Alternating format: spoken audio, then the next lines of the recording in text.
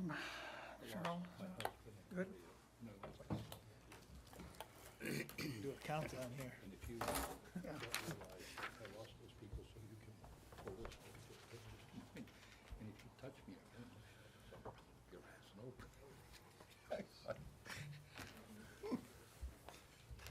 Don't mess with Granny. No. Boy, and I can't tell you how many times over the years Good evening, ladies and gentlemen. I've seen that happen. Hour is 7 o'clock. And as mayor, I hereby call to order the meeting of the Laconia City Council scheduled for April 23rd, 2018 at this hour. We will begin, as always, our meeting tonight with a salute to our American flag. I'd ask that you please rise and join Councilor Henry Lippman in reciting the Pledge of Allegiance. I pledge allegiance To the flag of the United States of America and to the republic for which it stands, one nation, under God, indivisible, with liberty and justice for all.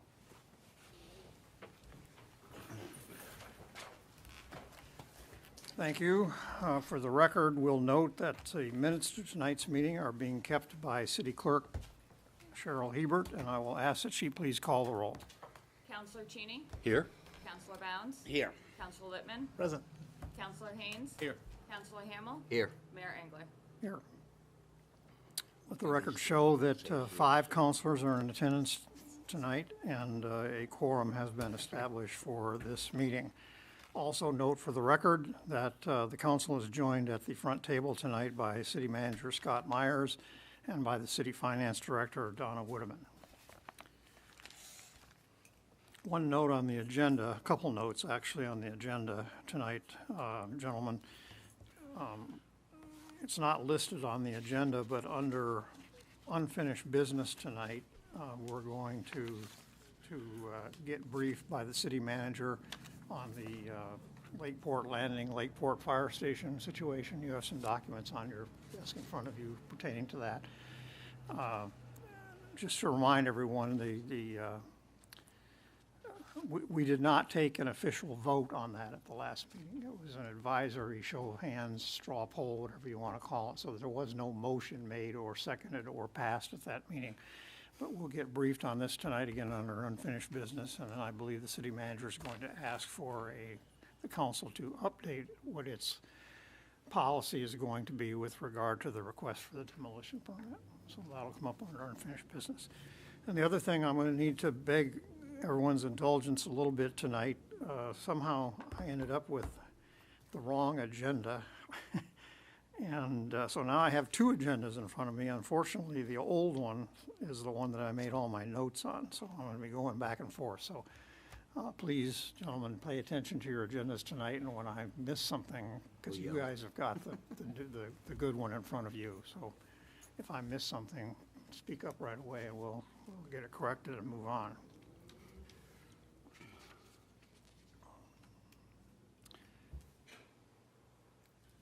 Okay, the first item of regular business is the minutes. You have before you tonight the minutes for our April 9th meeting, which were distributed by the clerk on 4/13. No changes were noted from that distribution. So unless there are any changes to be suggested at this point in time, I'm going to declare that the minutes to our... Mr. Mayor, if I might. Yeah. Item 20A indicates there were 4 votes for and one, not sure whether that meant 1 opposed or what, I think it was 1 abstention. I think, What was 20A? I'm sorry, it was the Mayor Pro Tem. The election of the mayor pro tem. And I believe that Councilor Handel abstained Yeah, I from the think, vote. and so the minutes say, Just says 4-1. It doesn't say 4-1 abstention, and I thought All that right, was so, in fairness to. 1, 2, 3, 4. so we'll note that change. I would agree there. The record vote was 4-0-1, the one being Councilor Hamel, if we can correct that for the. So with that change, I'm going to declare that the minutes of the meeting are accepted as submitted, as amended by the city clerk, and thank you for calling that to our attention, Councilor. Consent and action items. We have 3 consent and action items tonight. First one is on page 15 of your packet. This is a request to approve temporary traffic order for the Winnie Fishing Derby. And I believe that is on May 17 through 20. And this is a repeat of past practice in previous years having to do with some parking spaces on Lakeside Avenue. So a motion would be in order to approve temporary traffic order 2018-3 for the Winnipesaukee Fishing Derby as presented for May 17 through Sunday, May 20th. Motion made by Councilor Hamel. Is there a second? Councilor Lippman seconds that motion. Any discussion? All those in favor, please raise a hand. 5 votes in the affirmative. That motion carries.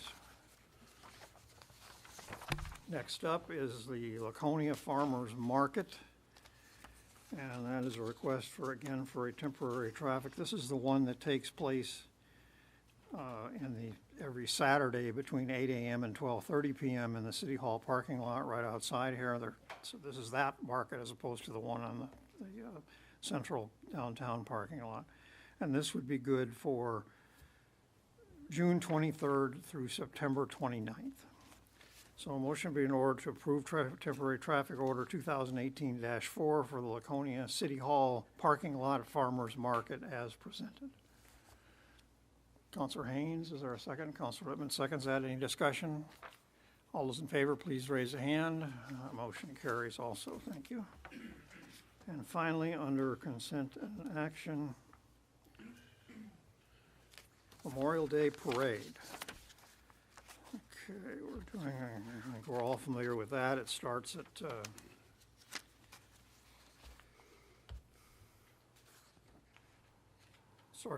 starts on Garfield Street and pauses at Wyatt Park, pauses briefly at the Main Street Bridge to recognize sailors and Coast Guard personnel who died during the course of our nation's wars, and then proceeds on to Veterans Park at Veterans Square for the primary ceremony. And the traffic order will be in effect from 9:30 a.m. till noon. No changes from previous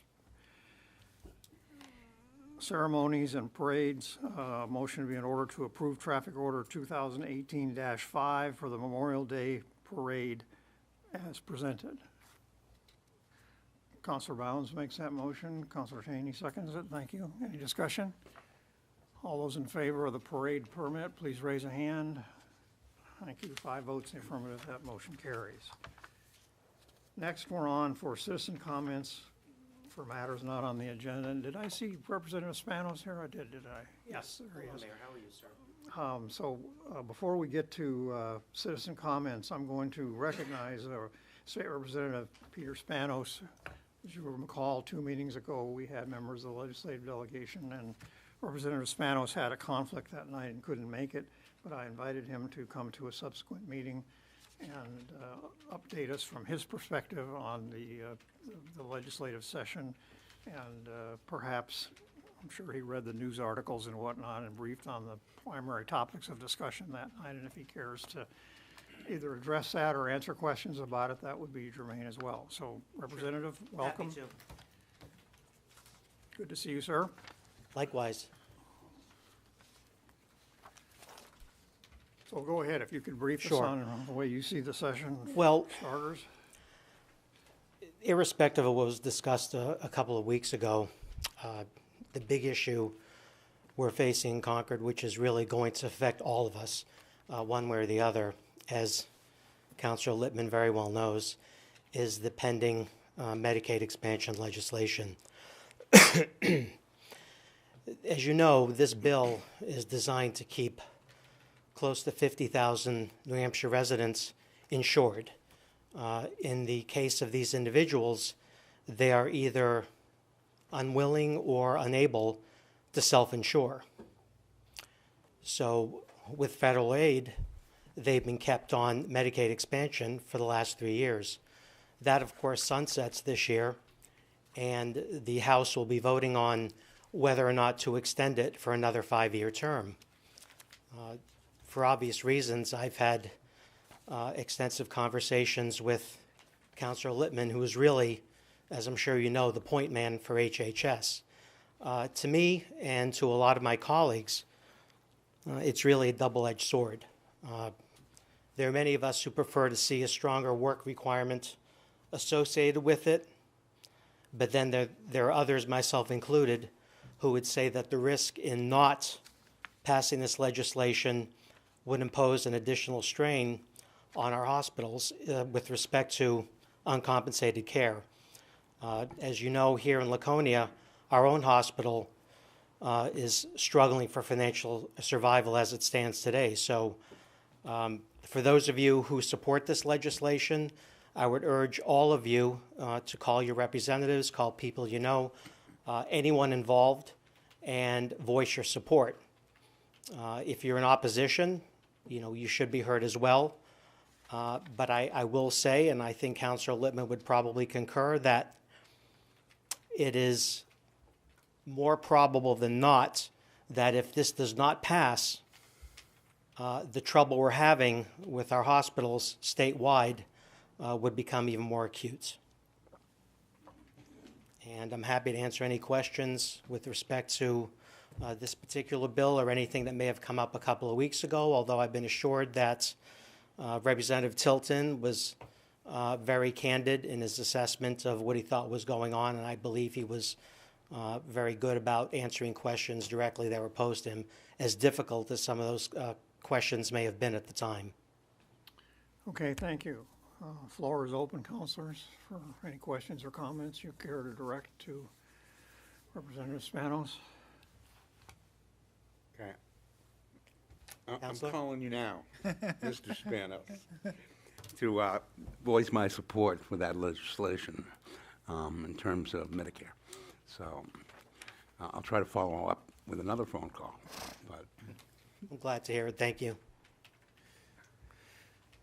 Councilor Littman? I don't know if the, manager, you have the list of legislation we talked about in terms of the bill numbers. Sorry, I don't remember them, Representative Spanos. That's all right. I don't remember them either. The one that was related to the taxable properties that, The delinquent tax rate? the delinquent tax rate was one, and the second one was related to the mobile RVs? RVs and things. The RVs, as Representative Spanos knows, was approved or defeated. The committee recommendation of ITL was upheld on the consent calendar on Thursday. So that legislation we are hoping it doesn't resurrect itself somewhere in the remainder of the session, but it should be killed.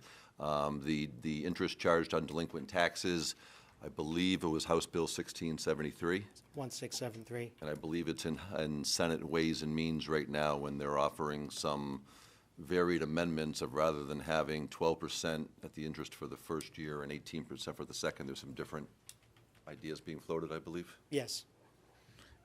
And I just want to add one thing that Mr. Myers mentioned on the RV bill. This was kind of an unusual piece because it was very parochial. Obviously, this is something here in Laconia, where we're a tourist destination, that we very badly wanted to see defeated.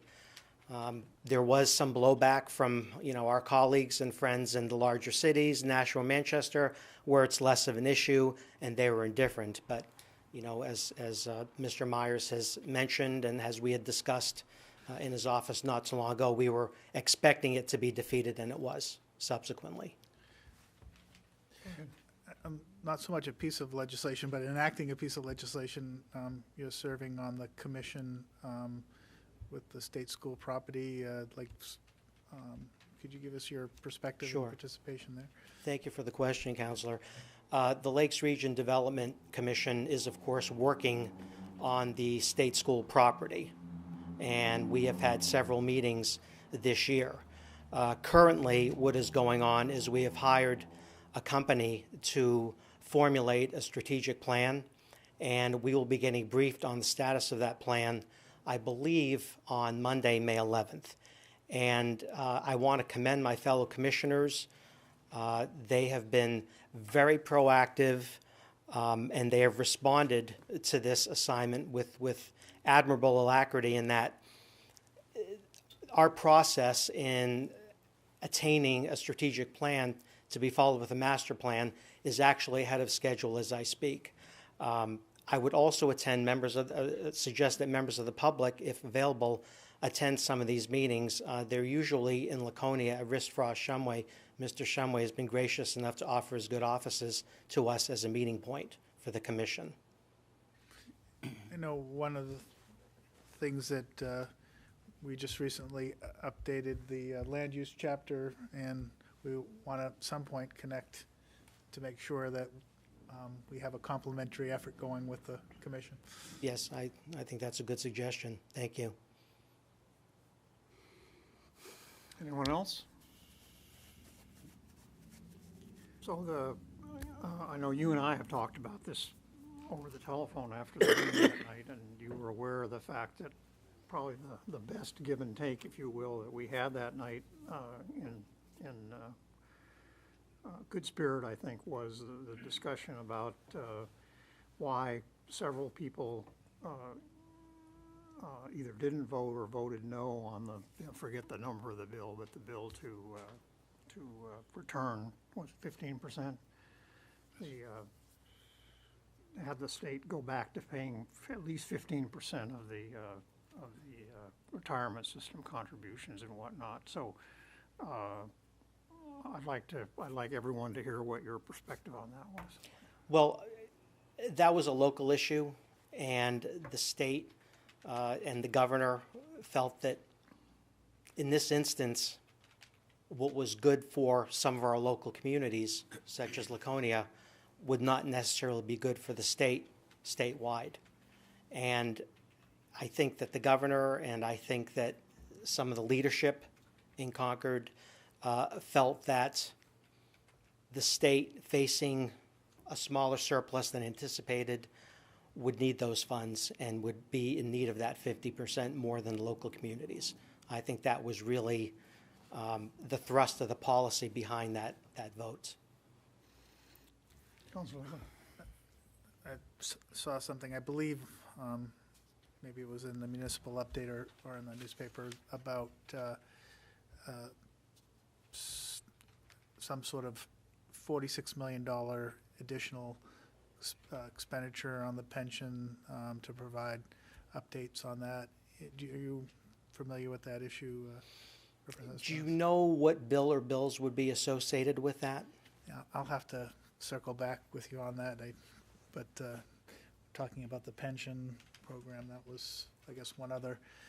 You know, obviously you understand from our standpoint is that something that is mandated and has to be funded at when we don't have a say in it is kind of the issue that we were trying to convey that. Understood. Yeah. I will add just a couple of things to that.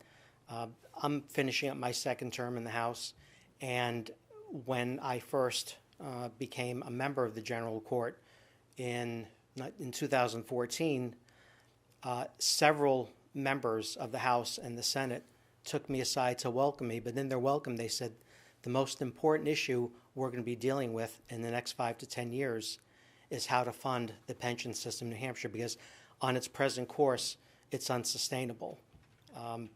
I will also mention just one other thing. I know sometimes I have to say, do you remember what bill number that was and so forth? Hard to believe, but we're looking at 1,100 bills this year. Right. It's quite a staggering number, so sometimes we jumble the alphabet soup involved with it and all the numbers. Councilor Hamel. Yeah, thank you for coming tonight. Thank you. That was just an interesting comment to me you just made, that the state needed the money more than the local communities, and that's why the vote, Well- the bill was defeated. I believe it was defeated by one, and I'm sorry to say I don't know how you voted. I was actually absent that day, I believe. Okay. The state has passed down so much over the last, I've been here going on 13 years now, and it's amazing what has been passed down by our representatives instead of basically you're representing Concord. That's what I think, almost all of them. that money, that vote meant $600,000 to Laconia. It did. So, You're absolutely right, it did. which would have helped a lot. And it was a substantial downshift. Yes, the city. plus, the lessening of the room and meals taxes, and that was supposed to Mm-hmm. Sure. come back, which Yep. it might have come back some, but not in whole. So there's another thing, and it's just one thing after another that our reps are voting against their cities and towns, and it's just unbelievable. It's like they don't care. I mean, we send notes to them, we send letters, Scott send letters, and ask them to vote in a certain way for us, and they look at us and say, yeah, we will. They get down there and they change their vote. I It's just- appreciate the it's question, just so Counselor. disheartening Yeah, what's going on down there. I understand. As I see it, and some of you, in fact, most of you remember, Tip O'Neill would always say, the late great speaker out of Massachusetts, all politics is local, and to a large extent it is. I would not go so far as to say that some of the representatives and perhaps senators don't care, but sometimes members of the court get pulled in two different directions. Well, They it's want to do right by the folks who press the lever for them, but they also want to take a view from 30,000 feet up and then look down and say, long-term, overall, is what's better for the state statewide, or should I just concentrate on my hometown or my home city on this particular piece of legislation?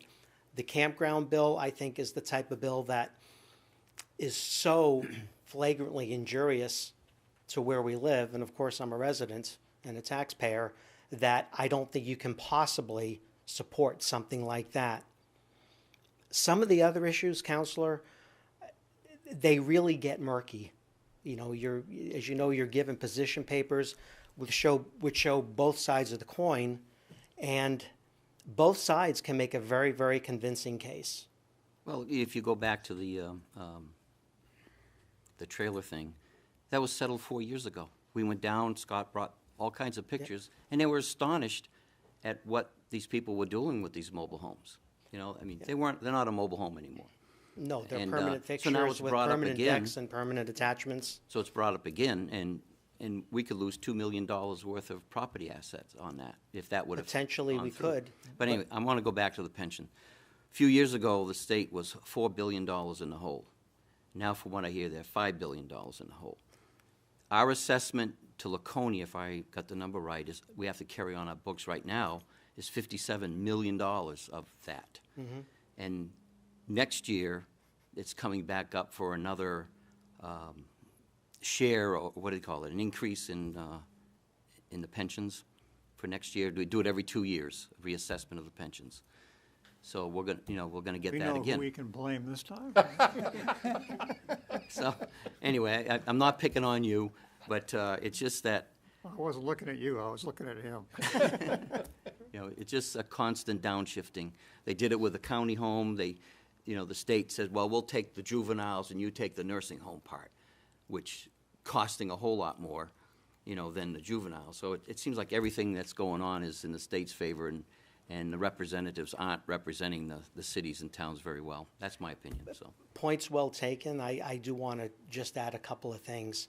And again, I don't want to keep mentioning Councilor Littman. I'm not playing favorites here, but some of you, in fact, all of you may very well know that Health and Human Services, the Department of Health and Human Services here in New Hampshire, is presently 43% of our entire state budget, which is a tad under $12 billion.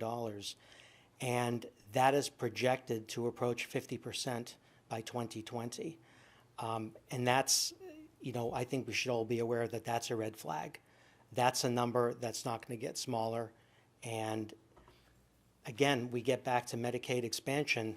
Do we really need to insure 50,000 people and pay a portion of it? Well, it's probably more expensive not to do it. And that's the dilemma. And you can look at a lot of this legislation, and you can look at the give and take between the state and the municipalities, and it's really the same equation.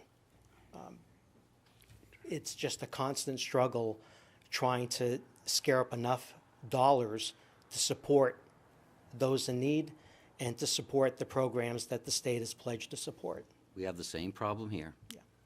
Yeah, The dollars for our programs we want to do, the capital projects we want to do, you know, taking care of our employees that we want to do.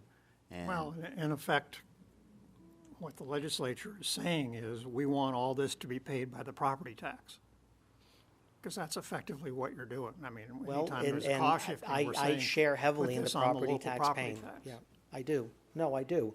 And, you know, I would just say that I think it's good to have give and take. I think it's good to have dialogue. I think it's really good to hear other opinions. But ultimately, no matter who you speak with, there are no shortcuts here. There are no short, pithy answers. You know, we get in the trenches, we stay in the trenches, and we try and formulate policy. We try and allocate limited resources and put them where we think they're best spent. Councilor Bounds? Yeah, I guess I want to follow up on this legislation that would have brought money back to the communities, and the comment that you made that it would be good for some communities but not so good for other communities. I think Representative Tilton said essentially the same thing, in that he thought some communities would be misusing the money. I don't know if that was his exact words, but he thought that some of the communities wouldn't spend it wisely. I guess that's a nicer way to put it. I'm not sure he I made asked- those identical remarks, Counselor, and I certainly wouldn't agree with that. Well, what do you mean then when you say it would be good for some communities but not good for other communities? I was citing in reference the RV bill. You know, Nashua doesn't have real, I don't know if they have campgrounds No, there, you- so I No, think, couldn't if I care could about that interject, I piece. think the point that Representative Tilton was trying to make was that there is a feeling in the legislature, how big I don't know, that certain cities and towns are overstaffing and then expecting the state to pick up the tab for it. Okay. That's I what, think we're two different, not if I arguing might. that, I'm just saying that was what his argument Yeah, was. I think I think Representative Tilton suggested that some, maybe many, cities and towns overstaffed, and therefore the retirement system was punished. Thank you for And I've been sitting here trying, first of all, because I'm very fond of Peter, I didn't want to get too deeply involved in this, but I was enraged, to be perfectly frank with you, with that. Those guys back there aren't overpaid, and they're not underworked. And to come in here and suggest that that's a reason not to help us with the retirement system was offensive to me, Peter. Yeah, and my Representative. question. Acknowledged. My question was simple. What do you base that conclusion on, or that reason on? And is there any kind of empirical facts that lead you to that conclusion, or is it just, I think Dover's overdoing it? My response would be this, and I certainly don't want to comment on Representative Tilton's remarks, but I will say this. All cities and towns are not created equal. They're not run with the same equal amount of efficiency. Okay. I think this is one of the cities, and I was born here.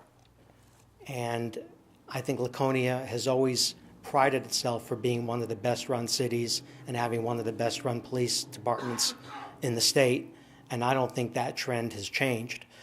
I think what Representative Tilton was probably referencing is the fact that without naming cities and without naming city leaders, yes, there are some cities, and I would say they're larger than Laconia, that have bloated city budgets. And they probably have more payroll and more personnel that they need. And I don't think that's any different than from any larger municipality or governmental entity across the country, from Washington on down. I think that's what he was probably suggesting. I am sure he was not pointing a finger at this particular city and at this particular I think council. it's fair to say that there probably isn't a municipality or town in the state of New Hampshire that would agree with that assessment. I mean, you're not going to go to the town of Meredith and hear oh yeah, we're spending too much money on staff around here. It's just not gonna happen. It's not gonna happen in Manchester or in any place. So it seems to me that it's not a well-reasoned rationale for not providing that money to communities, and seems more like an excuse. I'll be candid. So that's just my comments on it. Anyone else? Okay, Thank you for coming. Thank you. I know I've used up all my time, and thank you. I just want to add one more thing. There is some impending legislation, you may have read or heard about it in the last day or two, concerning tax exemptions for bioengineering companies that manufacture human tissue. I would only advise that you follow this story because this type of legislation will or could potentially set a precedent for giving exemptions to any type of new or cutting-edge business or industry that comes along looking for either a tax break, discount, or an exemption. And in a year and in a biennium of declining revenue, it's potentially very dangerous to all of us, especially the cities, the larger cities in New Hampshire. Thank Didn't you. the governor come out in support of that? Pardon me? Didn't the governor come out in support of that legislation? I believe the governor has offered what I would say tepid support for it as he learns more about the particulars. Okay. thank you, Representative, for joining us this evening. We very much appreciate your time. Thank you for your questions. Yes, thank Pleasure. you. Thanks. Okay, now we're going to continue with citizen comments for matters not on the agenda. This is the appropriate place on tonight's agenda for anyone in our audience who wishes to address the council on any matter that is not on tonight's agenda. Not on tonight's agenda. There'll be a place later in the meeting for you to address items that are on tonight's agenda, but this is for not. Anybody want to speak to an item tonight that's not on the agenda? Okay.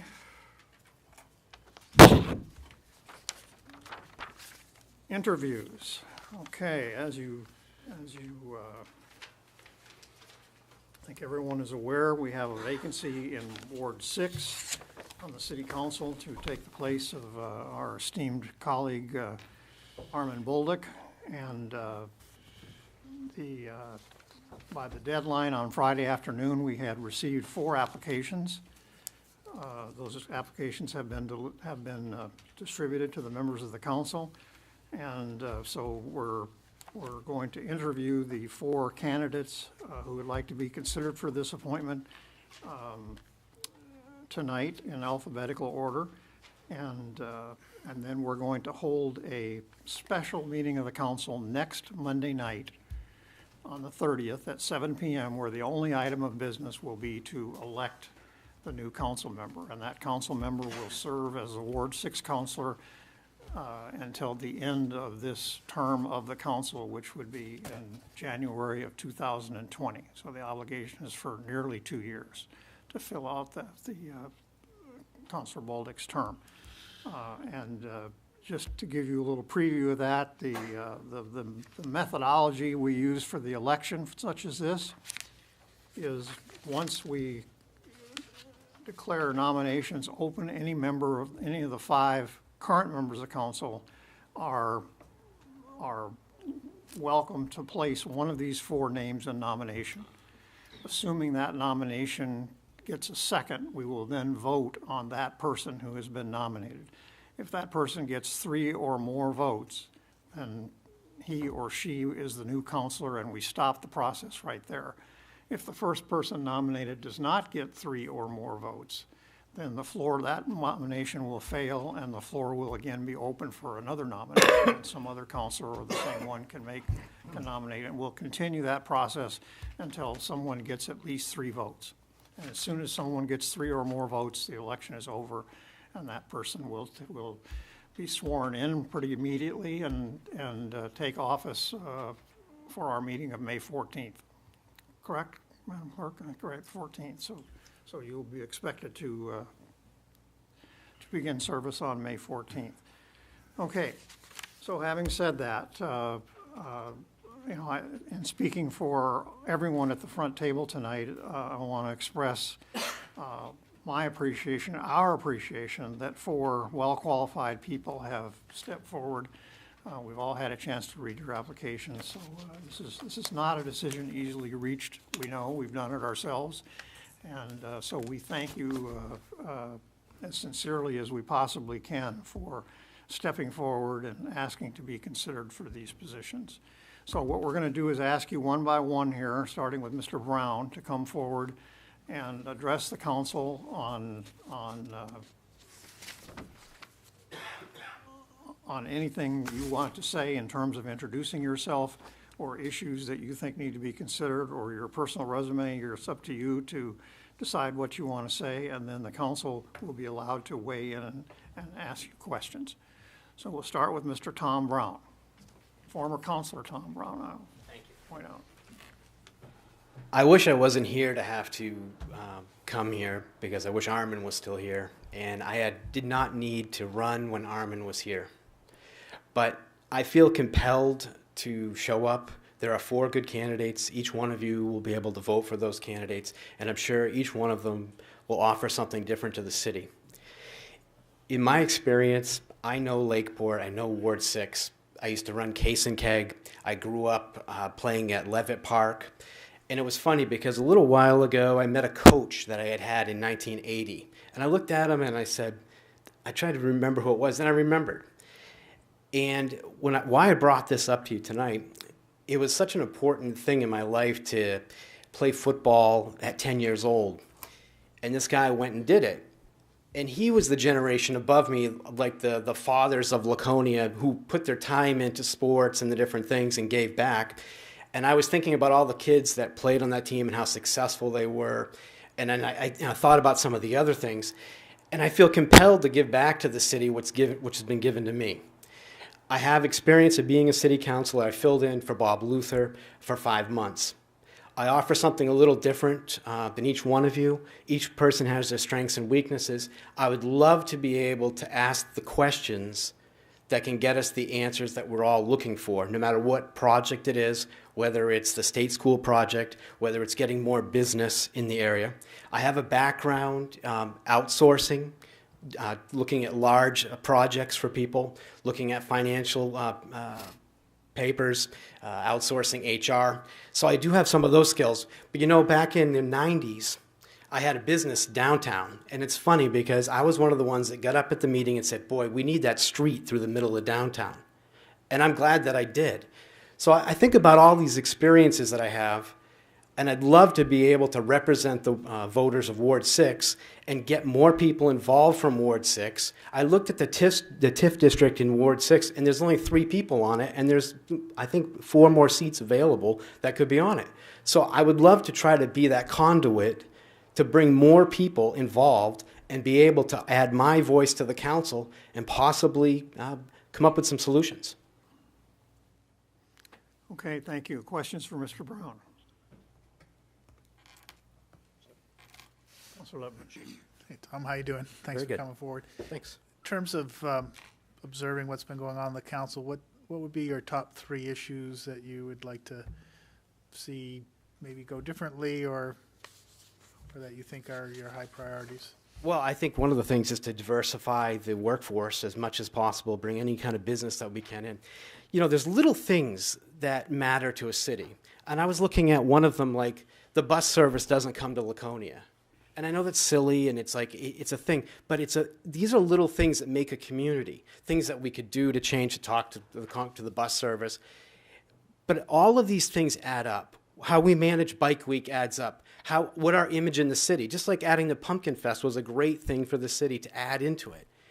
All of these things, the marketing of every weekend, are we willing to put a marketing calendar together on every weekend? One of the things that I would recommend the city does, and I don't know where we find the money to do it, but we put somebody calling businesses, get them on the phone so Scott can talk to people, being the economic developer, and get people to move here. If you call people, boy, New Hampshire is kind of an interesting place.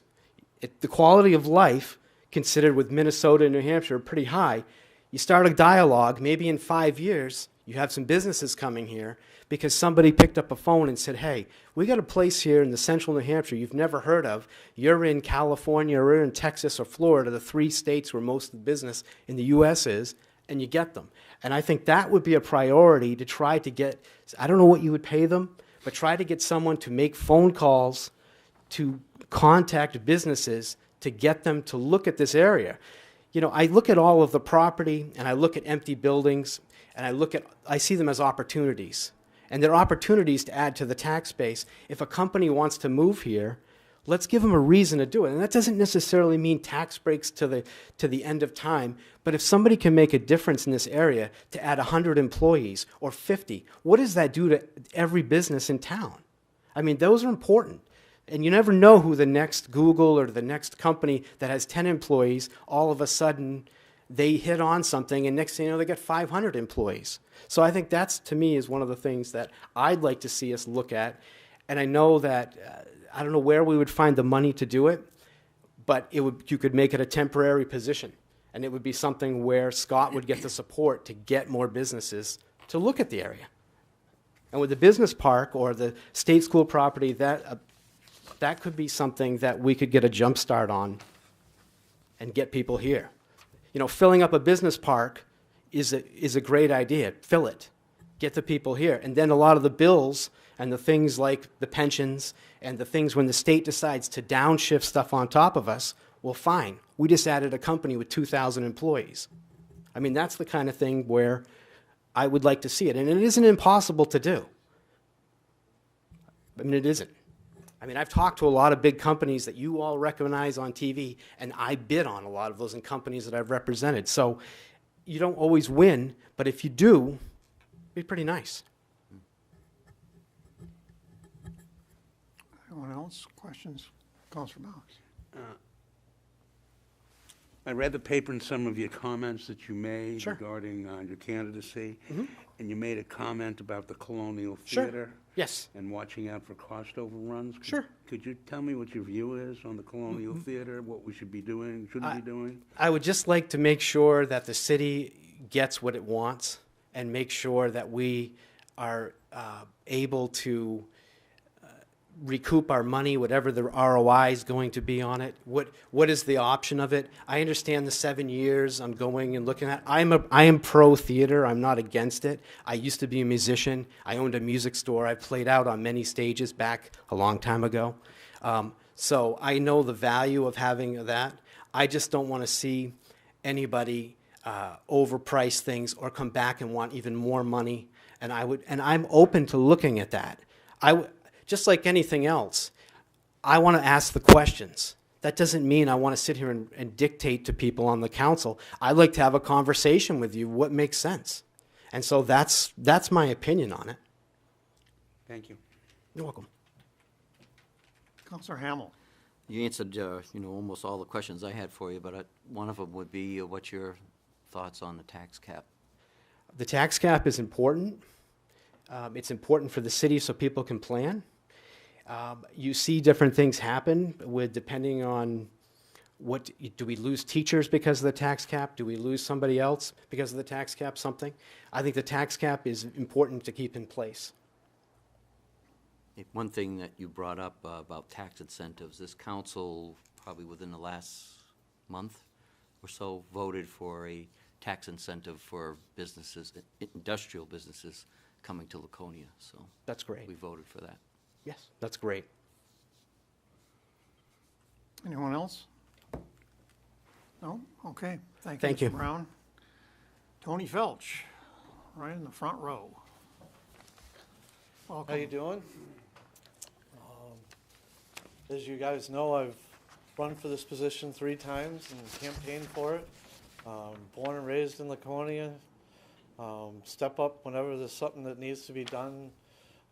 Coffee festival, parades. I'm on the board for Celebrate Laconia. We just want to see things done well for the city of Laconia. I didn't even have time to look up. Anything else?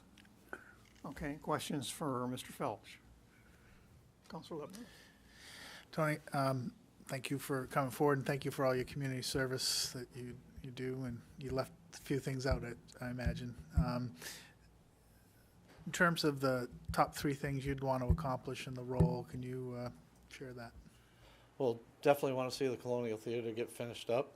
Want to see something done with the state school property. Also want to see more businesses brought into town, more families, that type of stuff. In terms of those 3 things that you outlined, what do you see that you have for skill set that will help that happen? I've dealt with people all my life. I've been in management.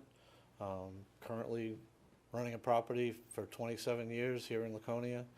I'm reaching out to people and talking to people. I'm going to ask the same question, Tony, about the tax cap. What's your feeling on that? I think the tax cap has done well. I think the council has worked it very well, and I think it should stay in place unless the people decide different. But I think the people of Laconia want it.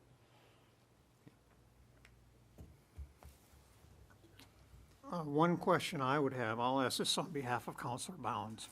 The first thing you listed on your application for key issues facing the city was the parking garage. Yep. Can you elaborate on that, please? Well, I'm not sure what needs to be done, but as we all know, something needs to be done with the parking garage.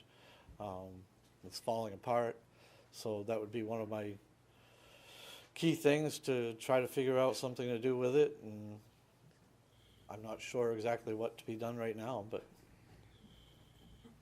So you don't have a specific plan or I something? don't have a plan yet, no.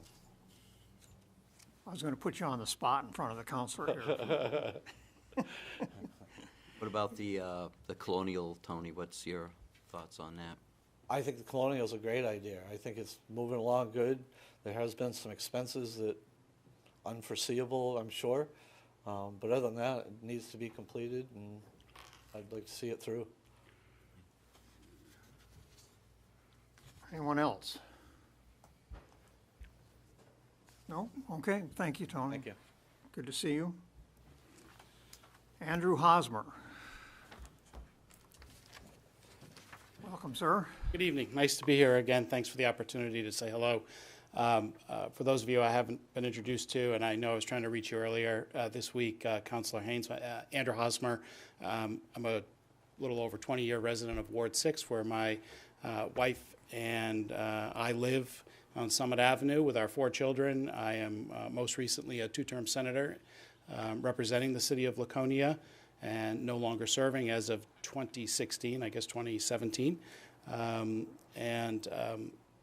Right now I'm a lobbyist and a government affairs professional working out of a firm in Manchester, out of Concord as well as Boston.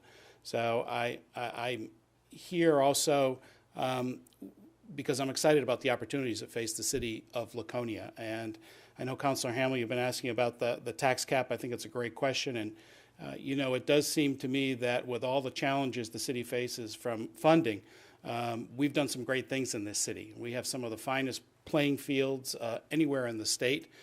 We've got the Hewitt Technical Center, which is just a remarkable place. We've got the playing fields at the high school, and we have a tremendous middle school. So with all of the perhaps the negatives that we might read or hear about when it comes in regards to the tax cap, the city's done some remarkable things here that I think puts it in a position for a fantastic future.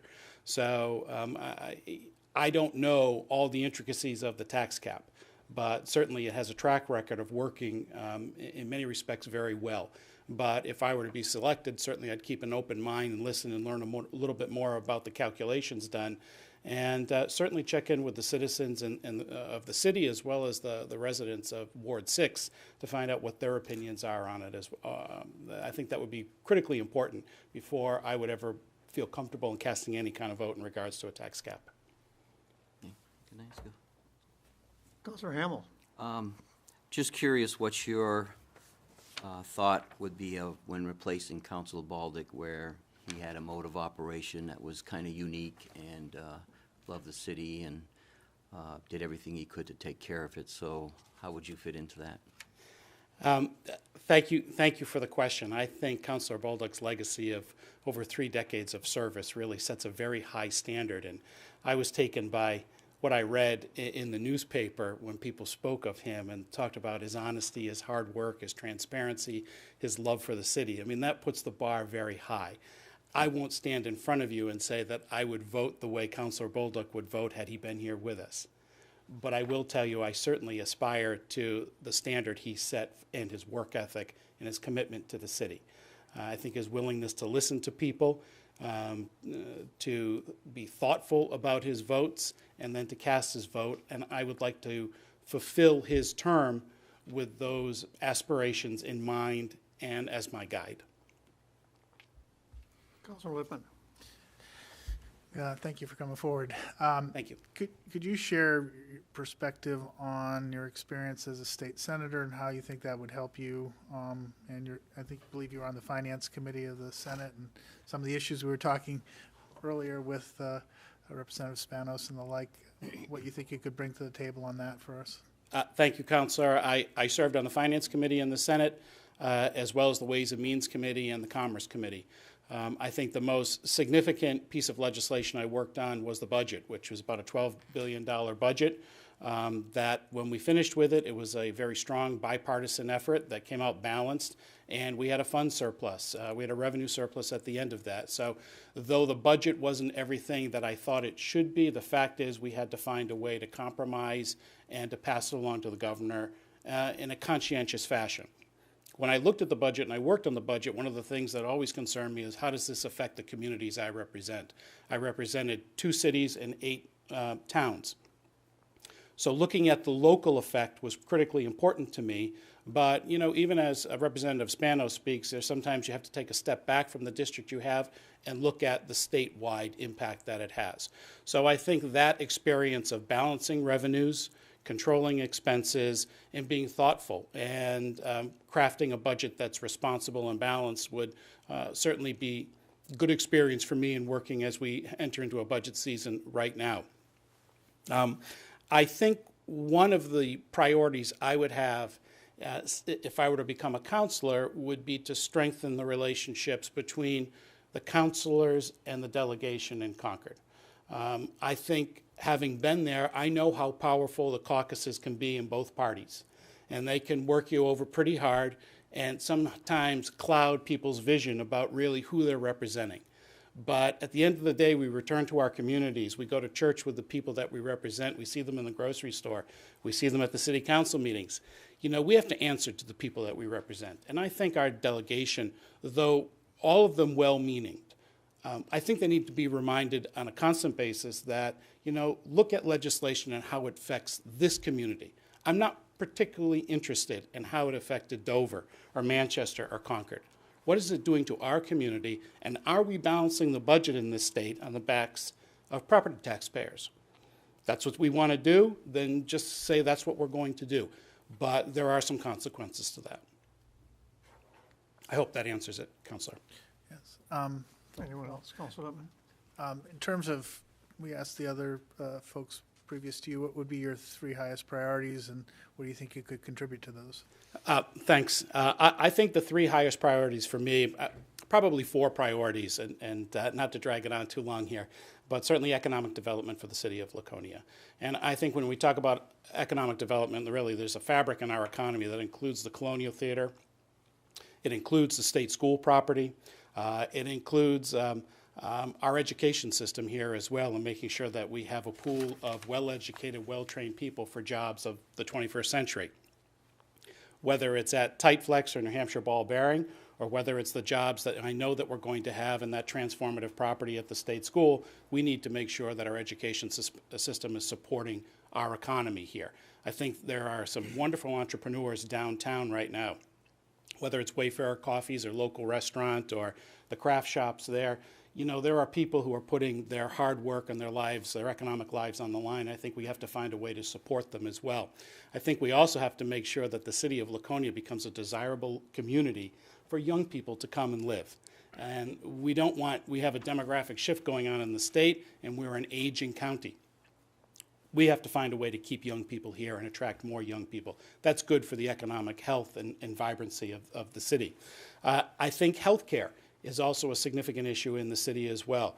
You know, when we talk about substance use disorder, the ravages of addiction, the ravages of mental illness, we have to find ways to work collaboratively with our hospital, with Genesis Behavioral Health, with Navigating Recovery, which is a recovery community that I'm on the board of here in the city. And if we don't address it proactively and with solid investments, we find out that that is really downshifting more and more expenses on the taxpayers. It's a greater burden on our EMTs and our police departments, our court system, and our emergency rooms. So I think that is number two.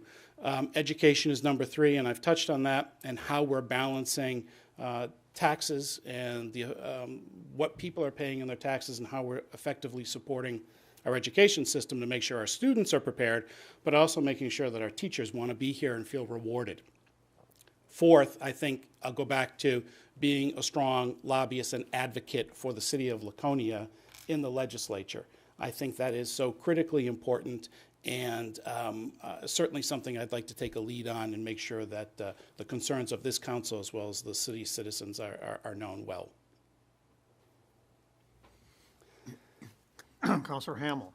A few years ago, well, it's probably more than not more than a few now because time goes by so fast, but we redid the Hewitt Center and added in a lot of up-to-date equipment on new milling machines and all that kind of stuff. And at the time, we were the last city to get the share from the state on that before they put a hold on it.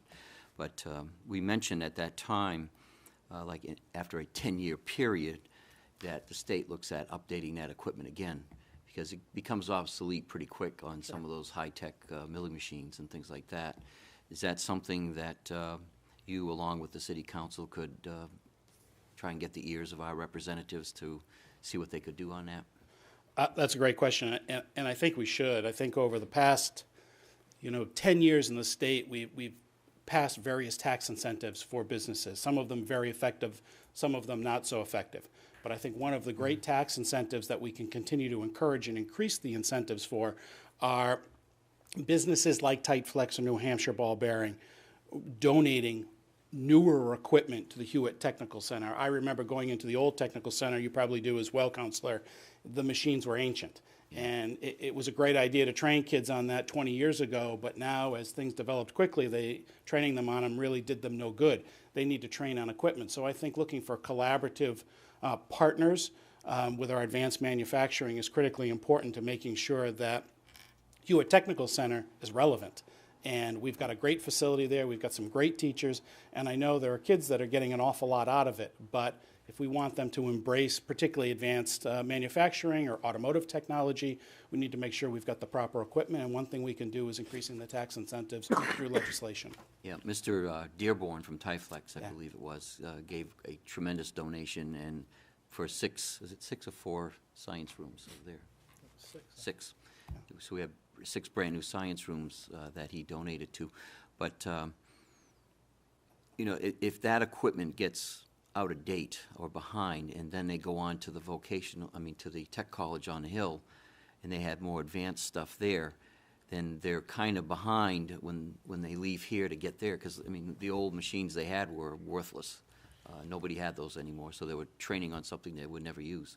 So that's why I kind of think it's important to keep that facility updated for, students that don't want to go on to a 4-year college. We need carpenters, plumbers, electricians. People are dying to get them to their homes and they can't get them.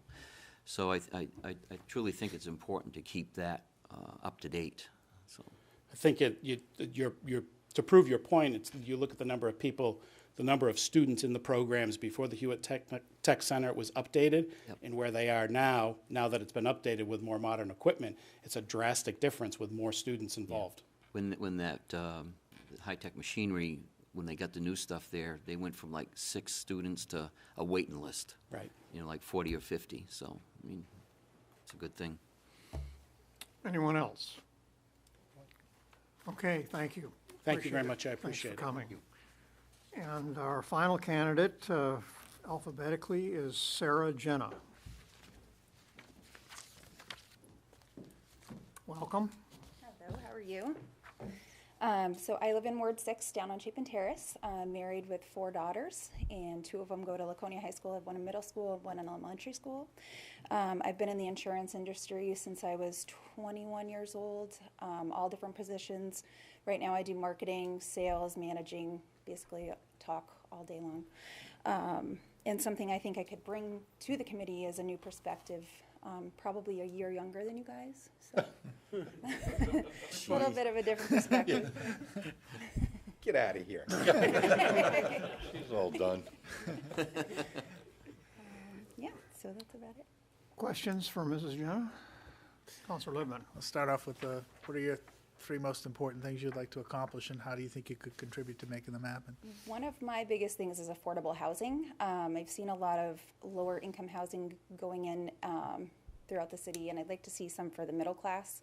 I know before we bought our house 2 years ago when we had a very hard time finding something. Obviously our family's big nowadays, so we had a hard time finding something that was affordable, that wasn't $3,000 a month for rental. So I think there's kind of nothing there for the middle class, and it would be nice to see something different there as far as if they do put some kind of apartment housing in, that the income guidelines are a little different, aimed toward middle class.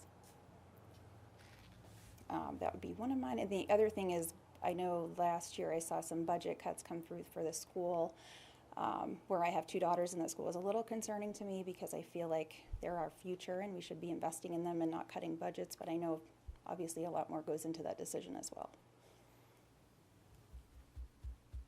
Anyone else? Yeah, that's the same question. What about the tax cap? What is your feeling on that? I'm indecisive on that, just because I would need to research it a little bit more. I've never actually been in a position like this before, but I feel like if we have financial issues, it should be something that should be possibly looked at and adjusted pending what, residents' opinions are on that, and I'd have to do a little more research before I said yes or no. Okay. Since you brought it up, your youthfulness amongst us, what would be your thoughts of younger plans? Well, I think it's very important to have, my generation involved in the city, especially knowing and taking guidance as far as how to run the city, since eventually that's going to happen. And I'd like to see younger people getting involved too. I know I have a lot of friends, and we've made bags to go out and actually bring to the homeless, and we've done food drives on our own, and so I feel like this is a platform where I'd have a bigger voice to make some changes and get some people my age involved as well. What's your thoughts on the city continuing to invest in the Riverwalk or the Wild Trail? I love that. I think it's very important. I absolutely loved coming out on Sunday and seeing all the families out riding bikes and walking. We do that a lot. We walk to the Wild Trail and ride our bikes and all of that too. It's a great thing, I think, for our community, especially drawing families here as well, because it's something inexpensive that you can go out and do and get fresh air, and it's great.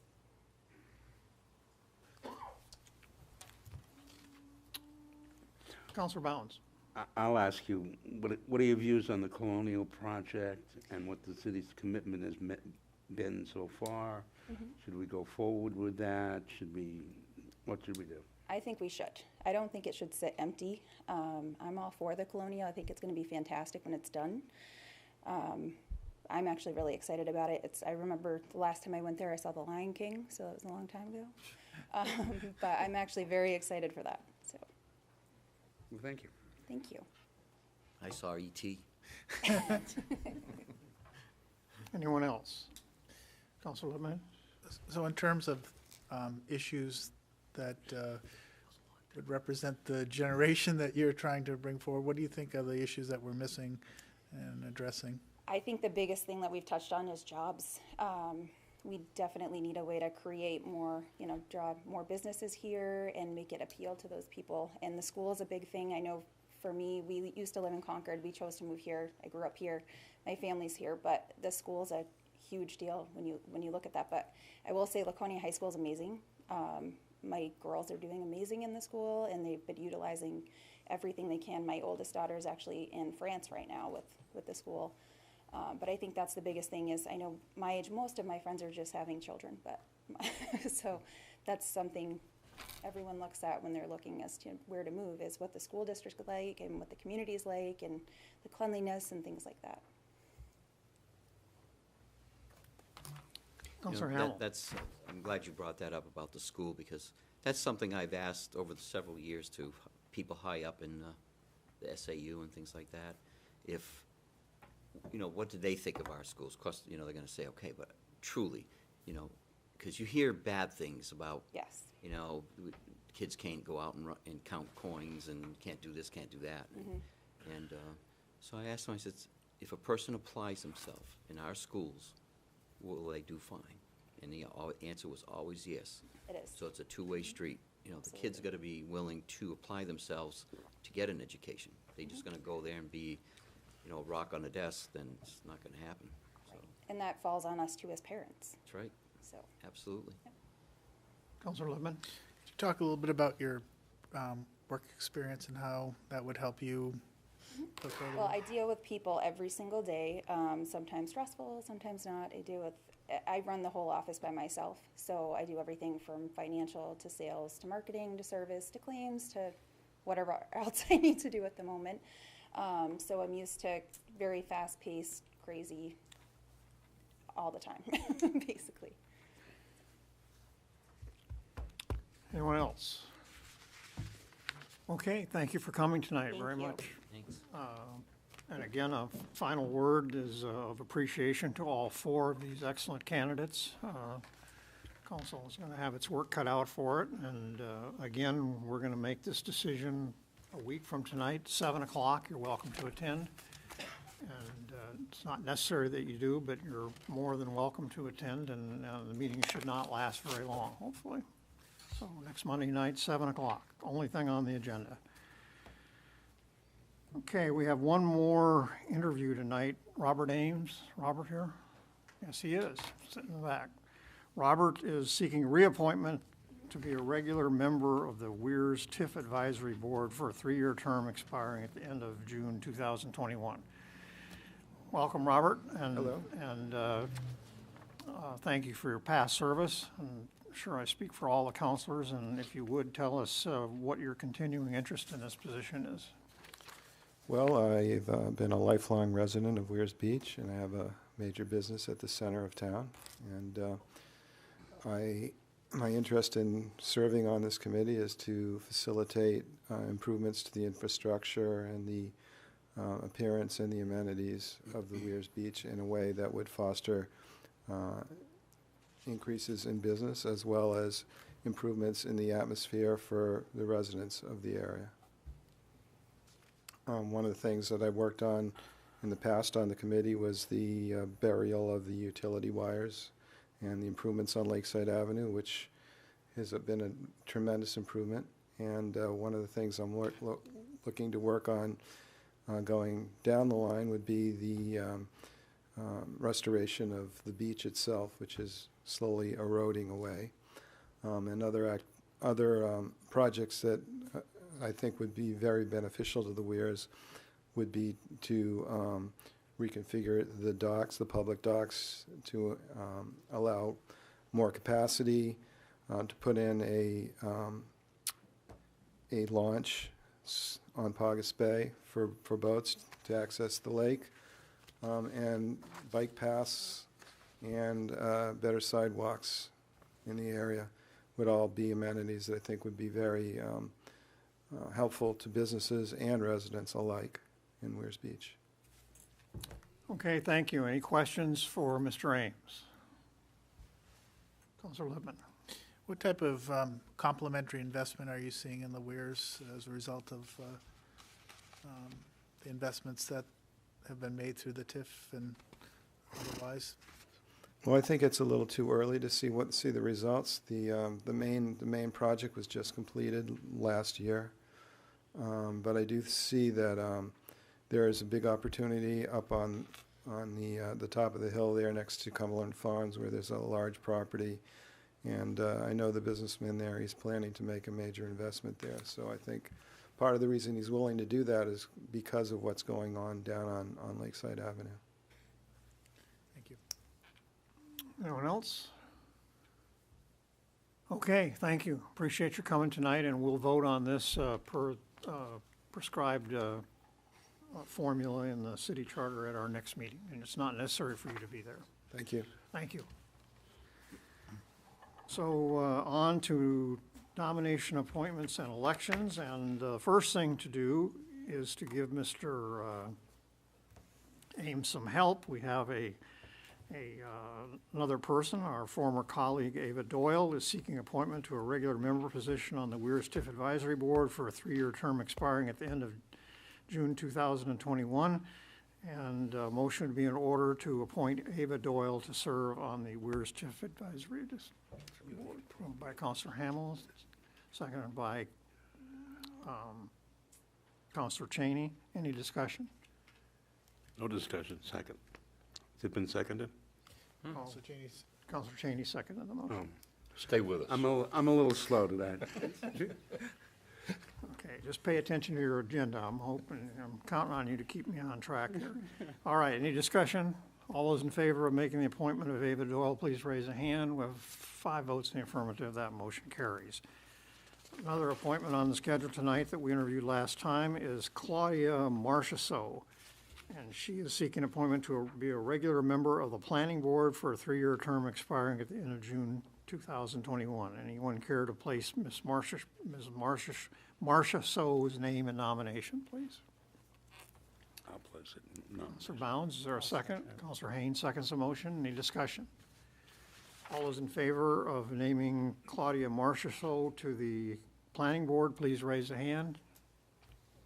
5 votes in the affirmative, that motion carries. And finally, staying on the Planning Board, Peter Burnett is seeking appointment to be a regular member of the Planning Board for a 3-year term expiring at the end of June 2021. Anyone care to place Mr. Burnett's name in nomination? I will. Councilor Haynes, is there a second? Councilor Cheney seconds that motion. Any discussion? All those in favor of appointing Peter Burnett to the Planning Board, please raise a hand. 5 votes in favor, and that passes, and I thank you very much. So we did some good tonight, and thanks to people stepping forward. We filled a vacancy long. It's been, We've never had more than 3 people on the TIF Advisory Board for the Weirs, so we've got a 4th, and we filled 2 vacancies.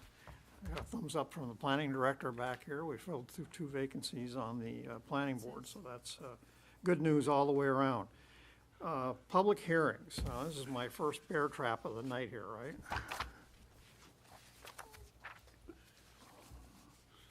Gotta find this is where my agenda veers from okay, the first one is a public hearing on resolution 2018-13 relative to authorizing the city manager to accept and expend a grant on behalf of the city in the amount of $10,000 for the Department of Environmental Services Herbicide Treatment and Aquatic Plant Control Project. All right, so I gotta find the right language on this. Somebody got the notice of this public hearing was made in the April 11th, 2018 edition of the Laconia Daily Sun. It was also posted at Laconia City Hall, the Community Center, the library, and the SAU office. And we'll hold the public hearing on this item now, and then we'll take it up for action under unfinished business later on in this meeting. So I'm going to call open the public hearing at 13 minutes past 8 o'clock and ask if there's anyone here tonight who wishes to offer testimony to the council as to whether or not the city should accept a state grant from Environmental Services for $10,000 for aquatic weed control. Anyone wish to testify on that? Nope, okay, I'm gonna close the public hearing then at 14 minutes past 8 o'clock. And again, remind the council that we'll be voting on this later on tonight. Our second public hearing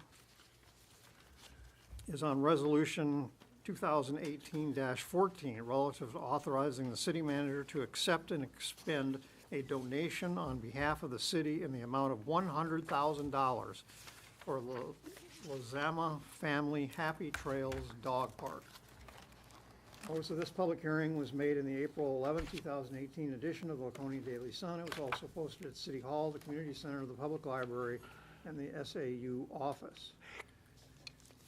So I'm going to, and again, we'll be voting on this later tonight under unfinished business. So I'm going to open the public hearing at 8:14 p.m. and ask if there is anyone who wishes to offer testimony in terms of accepting a donation of $100,000 towards the construction of the Happy Tales Dog Park. No? Okay, I want to close that public hearing at 8:15 p.m. And again, note to the counselors that we'll be voting on this later on this evening under unfinished business. Okay, if I'm reading this correctly, we are to presentations, and we have a major presentation tonight from the city manager, and that is the fiscal year 2019 budget overview. Mr. Myers. Thank you, Mr. Mayor.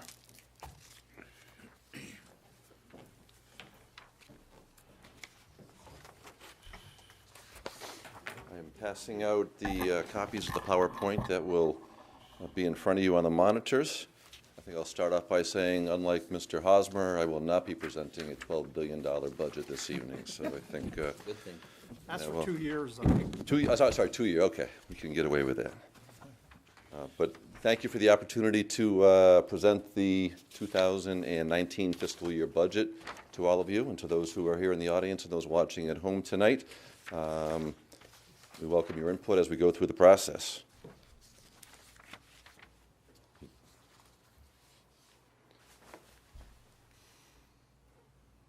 Or not. There we go. So the budget contains many components to it. It includes revenue projections, city appropriations, school department appropriations, the state property tax assessment, also known as the state portion of the education tax, as well as the Belknap County tax assessment. All of that goes in and becomes one municipal budget that's presented and approved by the city council.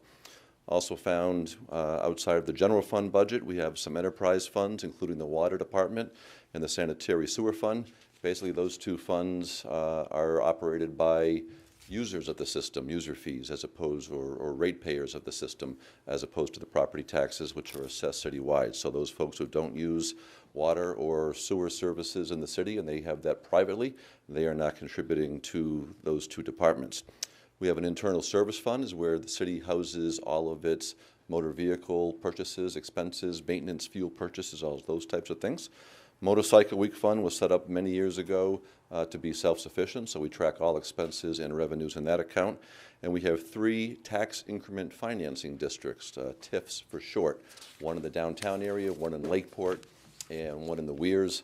Those were districts that were approved by city councils at various times, where it captured 50% of new construction value or new addition value within those districts is captured and targeted in a reserve account, and it's meant for, as Mr. Ames was speaking to, infrastructure improvements within that district. So those folks who make investments within their districts know that a certain percentage of their investment will be reinvested in their neighborhood. This budget prioritizes and supports core municipal services, and I've defined those as public safety, education, infrastructure maintenance, and our water and sewer services.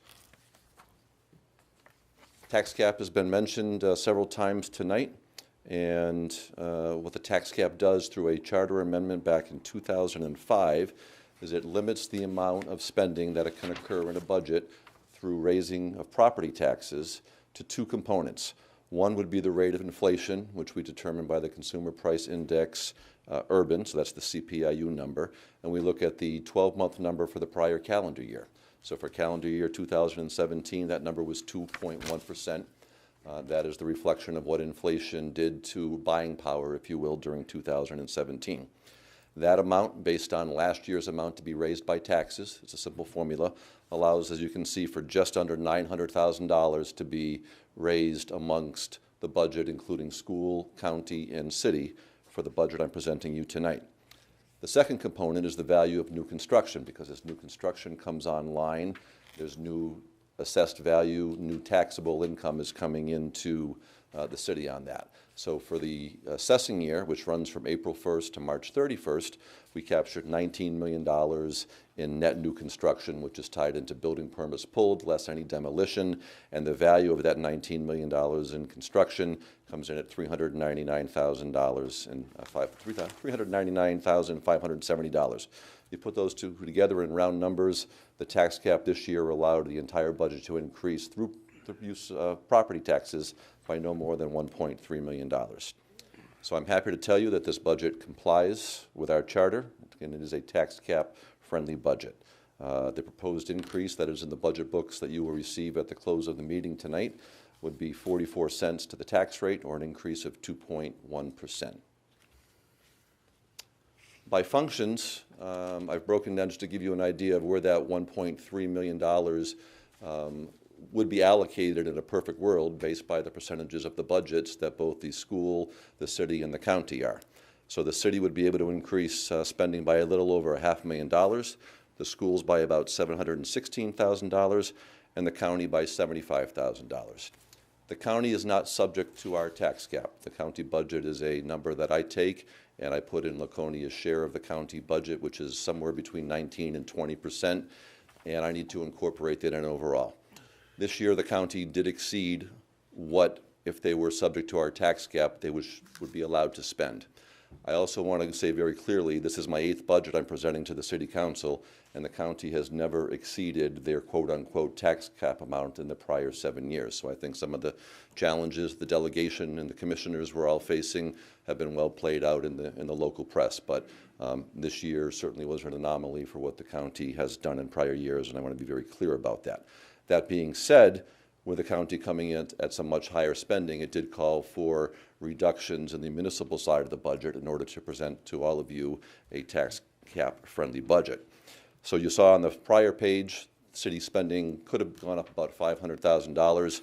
Part of that I had to use to absorb the county overage, if you want to refer to it as that. So city spending, meaning non-school, non-county, is increasing by $272,000 in this budget, 1.1%.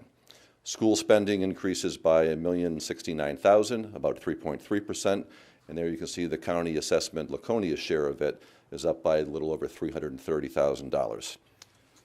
We do have other revenues coming in besides property taxes. They might be things like motor vehicle registrations, licenses and permits, franchise fees, other types of things. Our non-property tax revenues decreased this year by about 0.5%, or about $40,000.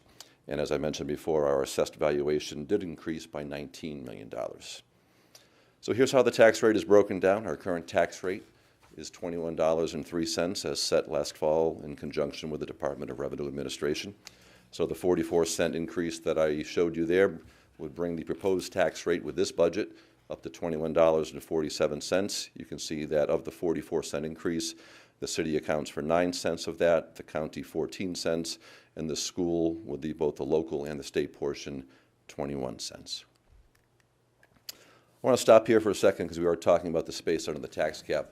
I want to thank and give credit to the school board and the school administration who, knowing the challenges that the city was in with the overall budget due to some of the items I've mentioned, and knowing that the schools have $65,000 available to them in impact fees that are collected through new development coming online, did offer, and the school board took a position on this last week, to free up $65,000 in this budget for city-side spending to help with our challenges, in anticipation that the City Council would transfer $65,000 out of school impact fees to the schools at some point after July 1st.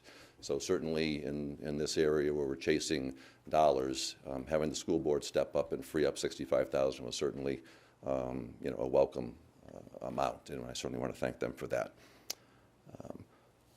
What is in this budget? What's driving the budget? Wages, like always. The city budget is made up somewhere between 55 and 60% of people. People meaning salaries, benefits, retirement system contributions, and the such. Health insurance, we're one of the local risk pools that municipalities use in the state, of which there are 3 for health insurance. Back in the fall, we got our not-to-exceed health insurance rate, and helping for budgeting purposes of our rate was to be no higher than 7.87%. There was a revisit this spring, and if we had seen trends improve on our actual claims history for the city and others in the pool, we could have seen that rate come down, but we didn't see a favorable trend. So our rates came in at the maximum increase of 7.87%. So that is factored into all of the health insurance line items you see throughout the budget. The New Hampshire retirement system was spoken of a little bit in our earlier conversations tonight. Those rates are set every 2 years, and they begin on July 1. So there is no rate increase this July 1. This July 1 is the second year of a 2-year cycle. There's no rate. So any increases or decreases that you may see in line items in the budget are tied directly to payroll, because the retirement system has different percentage contributions for city employees, for police, for fire, and for teachers. And those 4 numbers are different, and it's a percentage of payroll, and it's a simple mathematical answer to a question where those numbers come in from. The only new staffing in this budget as proposed is a new police position that the City Council supported through grant application and acceptance, and the chief and his staff are working to recruit folks through the academy and get those positions filled as we speak. Capital outlay comes in 2 forms. We can have cash capital within the budget, and you can also have debt financed or bonded capital within the budget. I've always been a big believer in trying to have recurring capital expenses, your maintenance of streets, bridges, roads, vehicles, things that happen every year, year in and year out. Those should be paid for in cash on a regular, ongoing basis. Right now, we had, in the last budget, we had about $2.3 million in cash in the operating budget for a number of the things that I just mentioned. This year, we're down about $230,000 or $240,000, I think, and that's largely attributed to the fact that last year the City Council discussed issuing a series of $2.5 million general street repair bonds to take on a couple of major street projects, one being Court Street that weather supporting us now, I think, is started today, about 2 weeks behind where we were hoping because of some of the storms and the cold temperatures didn't allow us to get in a few weeks ago, but that's one very large project. Another large project coming up is the Union Avenue project. So within this budget, there is an additional $2.5 million bond going forward again for the next fiscal year for general street repairs. It was discussed with the council that ideally we'd like to have more money for streets, but if we needed to somehow help pay for that 10-year bond at $2.5 million, which will cost us a little over $300,000 a year, we would support taking some of that money if needed out of the general street fund. So we've taken about $240,000, $250,000 out of the general streets to support over $300,000 of debt service for that bond on an annual basis. So we are down a little in capital when you compare it year over year, but again, we're supporting a large bond that is really making a big investment in our infrastructure. I just spoke with the debt financing for street projects and other priorities, again, taking care of our ball fields. The council's made a commitment to help support the teachers' contract, so we'll be talking about that as we go forward. So the quality of life issues, again, I focused on public safety, infrastructure, streets, water, sewer, education, but we all know the nice to have things in life are important for quality of life as well. So we want to try to balance those as we work through the budget. On the non-property tax side, where does the city get its revenue? Through intergovernmental revenue. Most of that comes through the rooms and meals tax and the highway block distributions, which come through formulas and a revenue sharing from the state back to the local level. The license and permit category, most of that is in motor vehicle registrations. It's about $2.8 million this year, I think, is we're budgeting for. That's an uptick from where we are right now. Numbers have continued to come in strong on motor vehicle registrations. We're seeing a slight uptick in our building and zoning fees, not a huge in terms of dollars, but that's a positive trend that we're seeing some activity. Interestingly enough, the cable franchise fee has actually declined this year, and I think we most likely will continue to see that decline as it's a fee charged only for the local cable services, not the internet or the telephone, but as more online and streaming options are available to people for watching TV, we've seen that revenue start to decline, and my crystal ball says we will continue to see that decline. So that generates a little over $300,000 for the coming budget, down from about $325,000 in the prior year. We have some small amounts in miscellaneous revenues from some various sources. Also in here, we have some one-time return of funds. We have our participation in the Concord Cooperative Solid Waste Program here in the region. We've got some assets that, working through that board, are being returned to us as one-time funds, so you'll see those in the budget. We had intended to close on the sale of the city-owned property at 21 Elm Street in this fiscal year. That may or may not still happen, but as a placeholder, I've moved that potential sale into the next fiscal year budget. So it's already in this budget. If it occurs here, great. We will amend this next year's budget going forward. In either case, that money from the sale was going into a contingency account. It was not being programmed to be spent in any operation. So there'll be no impact regardless of which year the sale of that property occurs to it. We did go up, increase a little bit on our revenue estimates for the parking kiosks down at the Weirs. Last year was the first year for them, so we took some conservative numbers, so we have been able to increase those numbers by about $30,000 for this year based on last year's history, and still, again, being conservative. As the council's aware, we've talked about trying to reduce our use of fund balance annually to help make our budget sustainable, to continue to have a healthy fund balance so that we can cash flow and we can get good interest rates on our borrowing when needed. My hope was to reduce, as we did last year, from an amount of $935,000 down to $835,000 is what's in the current budget we're wrapping up this year. My hope was to drop that down again from that $835,000 figure.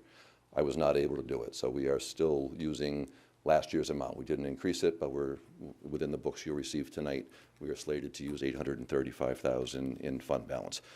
For those of you who recall from the audit presentation, last fiscal year, more money flowed back into the undesignated fund balance from department budgets that were underspent and revenue projections that came in above our estimates.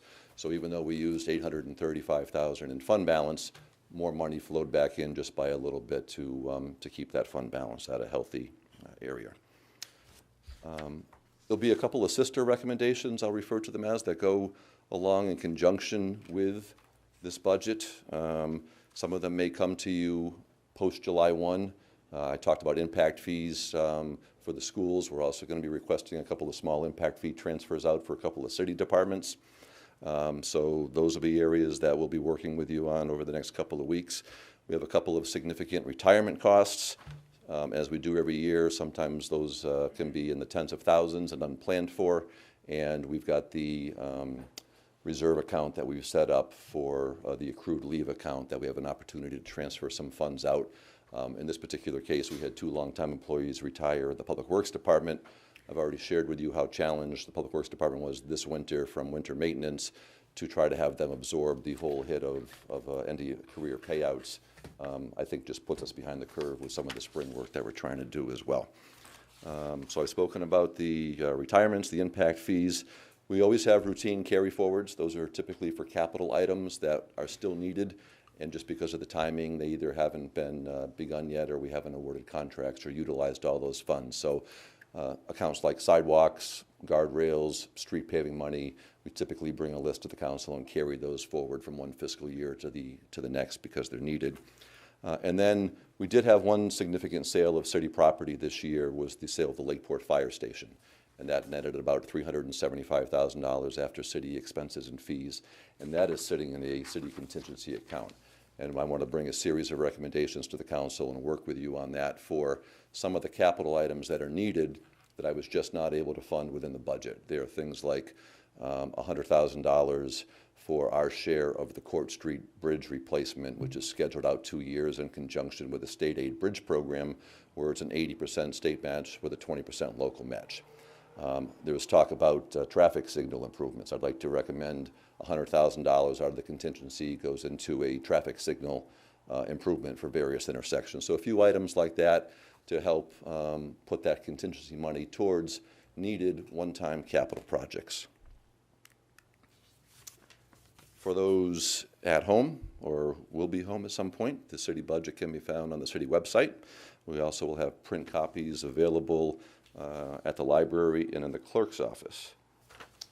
Another item that will be coming to you sooner rather than later on, and we're not into that particular budget tonight, but within Public Works, the solid waste budget. We've been having conversations about recycling and the major cost of recycling, and in working with the Public Works Director and his team, we would like to start bringing forward some ideas for conversation, most likely at our next meeting, because time is money, and in this case, if we're looking to make some adjustments, there's no sense in waiting, till fiscal year or contract year of October 1 if we want to start having conversations about the dynamics and the fiscal impact of recycling and the cost to it right now. So that's an item we'll be bringing forward you. We talked about the repurposing of the funds and the second 10-year bond. So I think those were the key items I wanted to touch base with you tonight. Obviously, I want to thank the school for their involvement in having their budget together. My department heads, several of who are sitting behind me tonight, this is a process that really begins in November, as Councilor Hamel and others know, with the CIP committees working through the October-November timeframe. Departments starting to put together their list. Donna Woodman, our finance director, and her staff working through some of the personnel cost and what they target in January based on our current employment, which may change by the time we hit March and April. We're making tweaks to payroll and health insurance estimates and those types of things. But it definitely is a collaborative effort that pretty much runs almost on a year-round cycle. So thanks to all those folks. And we look forward to working, as all department heads and myself, with the mayor and the council and our residents to work through and bring a budget together that meets your needs and meets the community's needs. And like I say, the school, thank them for stepping up this year. And like I say, Donna in particular, she's a workhorse on this, and I know there'll be a big sigh of relief at the end of this meeting that at least this one's published, and now we're on to the easy part, just having the workshops, the meetings on it. So that's what I have for you tonight. Again, we'll have budget books for you when you leave this evening. We have a schedule already set up for you. Our first workshop, special meeting, if you want to call it, begins at 6 o'clock on our next meeting, our regular meeting date, which is May 14th. And we will be having some smaller departments typically present between the 6 and 7 o'clock hour. And then on some of our off Monday nights, as we get later into May and early June, we'll dedicate some of those off nights to some of the larger departments, which require a little bit more time. So I'm happy to take any general questions, knowing that none of you have seen or heard this before or seen the budget books yet. But if there's anything at a 30,000-foot level I can answer for you tonight, I'd be happy to. 30,000-foot questions. Councilor Hamel. It's not really a question, but I want to thank you, Scott, and Donna for coming in again with another tax-compliant budget. I know this year was particularly challenging, and I want to thank you for doing that, even though we haven't seen it yet. Haven't seen it. You'll love it, I assure you. Sure we will. Is that a motion to approve? Not yet. Okay. Anyone else? Yes, Councilor Lippman? thank you. Bright Thank green. And for those Green. green You want the floor, Councilor Lounge? No, thank you. Councilor Hugh. Lippman. Thank you. Just on some, I think I'm going to keep my mouth shut tonight. You're up, sir. thank you. Just on some big picture numbers in terms of the property valuation, and it's obviously early in the process to sort of refine that number, in terms of what work we're doing to prepare to, get a better sense of that. Yes, so what's included in the budget is just the new construction value. We all know cyclically property values can go up and down, and even within up and down markets, there could be some types of properties in an up market that appreciate in value at a greater point. So maybe some years waterfront does better than duplexes, and other years condominiums might do better than single-family ranches and capes. Some years commercial or business could do better. So what we base our spending is on actual what we anticipate new construction value and not market appreciation. Where the market appreciation will come in is the updates that we do. As I had mentioned, the assessing year runs statewide through March 31st.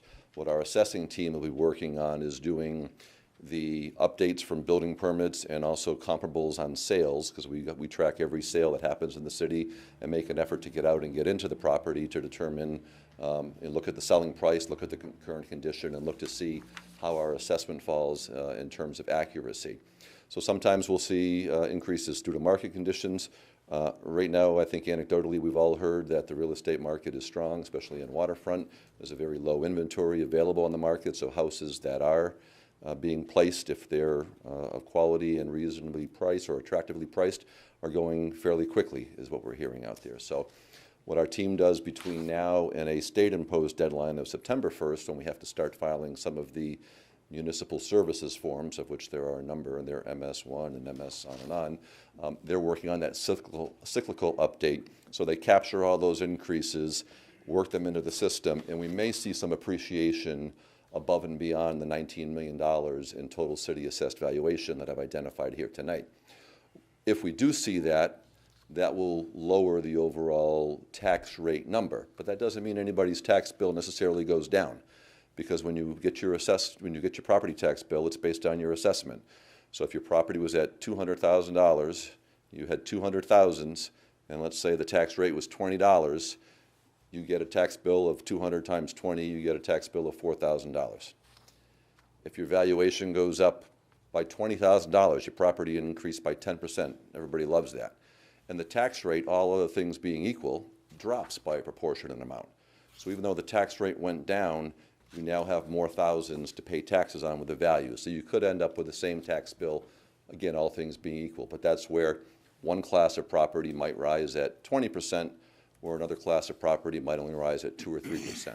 Some of it depends on style of houses, aging, neighborhoods, proximity to beaches, waterfront, those types of things all come into play with it. So we will work through that. If we do get an increase above the 19 million, that will get reflected when we set our final tax rate with the Department of Revenue through the fall process, and we'll make those adjustments with them and make sure we're all on the same page. It's our work that we produce.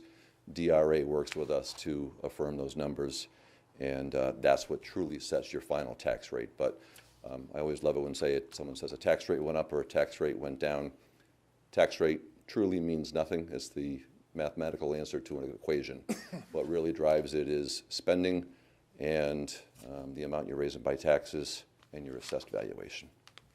Now, this past year was a perfect example of that, because we didn't spend less money this year. We just had a huge increase in valuation, so the tax rate went down. And I think historically, at least in my time here, I think we peaked out at about $2.1 billion with citywide assessment, and through the recession of 2009, 10, 11, and even with the real estate market declining down through probably 2012 and 13, we saw that drop to somewhere in the $1.8 billion range. So we saw about $300 million in value disappear off the books. So that meant people had fewer thousands in their valuation, but the tax rate might have gone up because of that. So again, that's why I don't want to say the tax rate means nothing, but the tax rate really means nothing. One question I would ask is, perhaps you mentioned this and I missed it, but as far as the county tax assessment, or not assessment, increase going up 13.3%, which was well above what we have been used to, which has been tax cap compliant, if I can use that word, in the past. So when it came to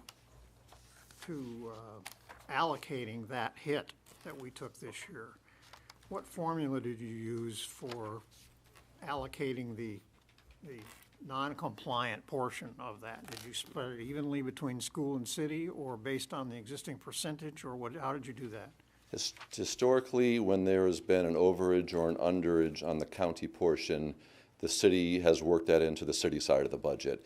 Very similar to when there's been a change in the state portion of the budget, again, sometimes out of the school control, revenue sharing dropping by several $100,000, the school has had to absorb that. So my intent going into it was that the city side had a little over 500,000. The county had about 75,000. That was my number going into working on the budget, was between city and school budget, I'm sorry, city and county budget, I had $575,000 of cap space to work with. And I knew right off the bat that the county was taking the $333,000 of that.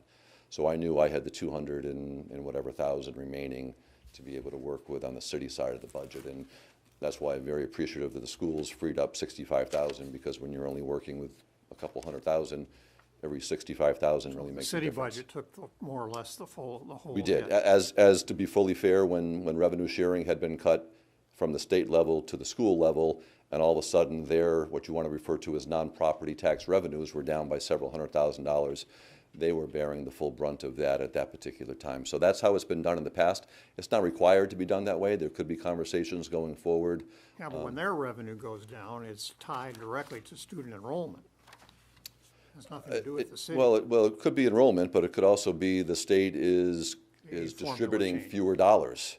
So it may be the enrollments stayed flat, but if the state decreased the amount that they were returning by a certain amount, or changed the formula and put a greater emphasis on one criteria over the other, again, out of the school's control, there were years, and not just in Laconia, but other school districts, lost hundreds of thousands of dollars and sometimes into the millions of dollars for larger districts in revenue. And when you're working with a tax cap, you're limited to the amount you can raise through property taxes. You're not limited by non-property tax revenue. So there are things, but this year the city took the lion's share, but again, appreciative of the school supporting us, and we can help make them whole with transferring some impact fees that are due to them after July 1.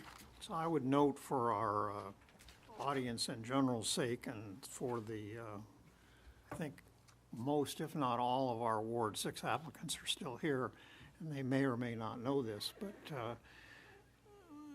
the tax cap governs the total amount of money that can be collected in property taxes. But it does not, our tax cap does not dictate how much can be spent by schools or city. This tax cap is silent on that issue.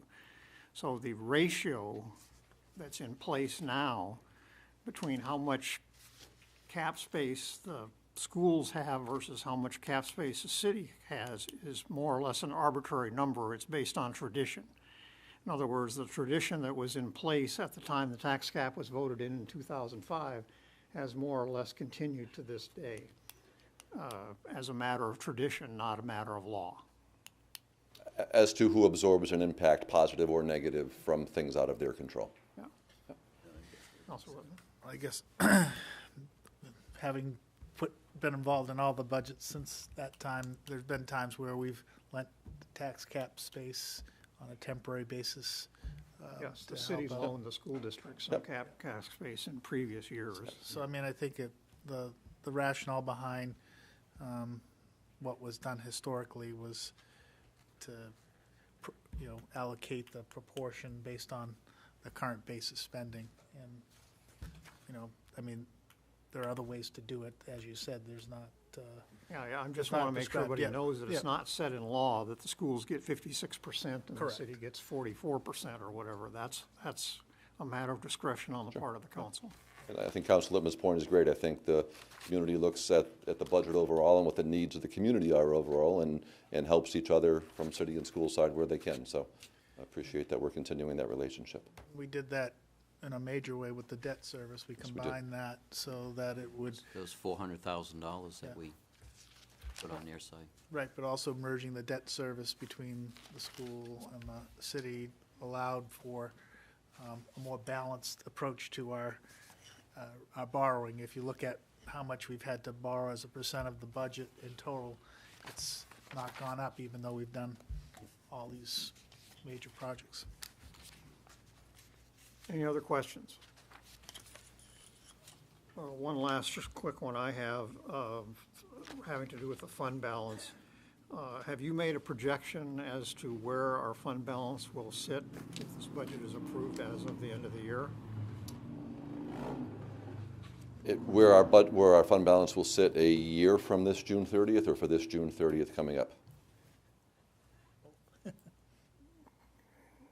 Well, the audit will be done as of June, the audit numbers will be as of June 30th, Sure. correct? So I'm for asking the then, I guess, fiscal year we're where will wrapping the up. fund balance be at the audit point? I think we've got some savings in some departments through attrition and change of personnel. As you know, right now, we're over on public works, so I'm not seeing anything necessarily, and through no fault of their own, flowing in there. Our revenues are probably going to come in 150,000 or so higher in motor vehicles than we've estimated, and maybe some smaller categories. So if I had to look at it right now, 2+ months away, I would say we would be on target to have 800,000 or so flow into fund balance to offset the 835 Well, my that was question is, used. what will the fund balance be on July 1. The undesignated fund Ballpark. balance, I think, is going to be around that 4.9 or $5 million figure. But what the auditor said, and I've reinforced with you all, is we've just loaned some money to the Colonial Theater that is part of fund balance, but now we know we've committed it for a 7-year period, of which we're getting interest income on. But that $3.2 million now is not sitting in a reserve account that we control. It's over here as an investment to our benefit and a piece of We property. have to take that off the 3. So we've already been told by the auditors that when they come before you, probably in January, that our undesignated, unreserved, no strings attached fund balance is going to look a lot different. Our overall fund balance is probably $8 or $9 million, but there's a lot of reserve accounts that are targeted for specific things. So this money that we lent to Colonial is going to shift from maybe that rainy day account where you can go get it any time in theory if you needed it, to is tied to an asset now, and therefore it's not liquid for you anymore. So our balance sheet would still look the same, but what's in our undesignated fund balance is going to look significantly lower for that particular reason. Councilor Levin? Could you please speak to the plan for replenishing that? Yes, we are going to replenish that $3 million. Well, a couple of things come into play. One is we are earning interest income on that money going into it, and that was tied, or will be tied, when the project closes in the coming weeks, to the 10-year Treasury bill plus 0.25%. So in today's rates, that's probably going to be in the 3.10, 3.15% range based on where the market closed today, that we'll be getting an interest on that $4.2 million? 4.2. Yes, 4.2. What's $1 million amongst friends? 4.2 million, sorry. The original loan was 1.2, an additional 3 million went out. So we're getting a little over 3% interest on there, which is far better than we can get in other secure deposits that the municipality is entitled to. So actually that bump up in interest income did help out the budget that I presented to you tonight.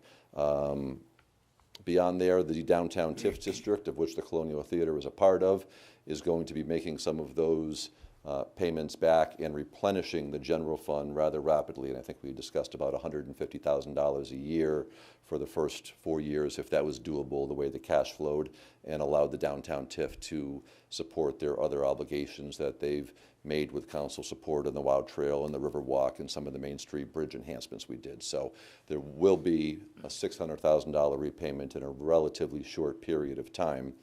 And then that 7-year window, when the city is going to take ownership of the Colonial, that'll be a discussion for all of you who will still be sitting there in 7 years to figure out the funding mechanism for that $3.6 million and how we convert that from an investment into debt service. That 4.2 that's going to be out on loan to BEDC for 7 years is going to go poof at the end of 7 years. And that's what I mean. We're going to have 600,000 of that knocked off, but there will be 3.6 or maybe something a little less than that. We'll have to convert that to actual ownership. That's our 7-year project. Okay, last chance. Any questions? Councilor Hamel. Scott, the monies we have in the different contingencies, if something should happen, the council can access those funds, can't they? To change if we had to. You could repurpose. So in other words, if we have money in an accrued leave account, or of $160,000 or $80,000, or if we have $100,000 in a winter maintenance stabilization account for really bad winters, there would be a process and probably a public hearing component of it so that residents would have an opportunity to chime in. But certain of those pots of money you can. Anything that's in a dedicated trust account, you wouldn't be able to go in and repurpose that. Yeah. But Going back to the recycling, you said that probably more urgency is going to be needed than later on. That paper that I gave you with the overages of what the recyclables are costing, was that accurate? yeah, those were basically weekly tipping numbers. I just hadn't seen it in that format. But yes, as I had mentioned a few weeks back, the cost of getting rid of recyclables right now, between the pickup, the hauling, and the disposal fee by the ton, is more than our solid waste cost right now. So conversations about what we do about recycling, what we do about the remote locations. I had mentioned that glass bottles are the biggest negative in recycling right now. They are the biggest money drain, and also happen to be some of the heavier components when you think about a soda bottle versus a yogurt cup or something like that. I mean, the glass weighs a lot more, but that has the least commodity value, or I should flip it around and say, the most expense as a commodity to get rid of right now. And the last plant in New England that was accepting glass as recycling has closed. So anything that is being disposed of right now through recycling of glass is going out of New England, and I believe down to New Jersey is the closest plant. So not only that expense, but talk about carbon footprint of now having to transport glass several hundred miles. Maybe it's not as environmentally friendly as we thought. So I don't want to tip my hand too much and give away, but those are some of the things we're working on. Yeah. Plus, I mean, you know, a lot of those dumpsters that are located in different areas are contaminated, so we can't recycle them anyway. I'm going to let You know, I'm going to let you give the presentation on recycling. You just took my 2 key points right there. I'm sorry. Everybody ignore that. You told the end line.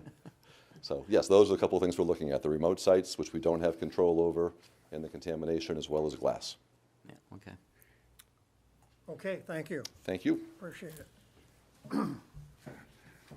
Mayor's report, I'll keep it brief tonight, but there were a couple of things I wanted to mention in terms of a shout out to a couple of different parties involved in events that have happened over the past week or so.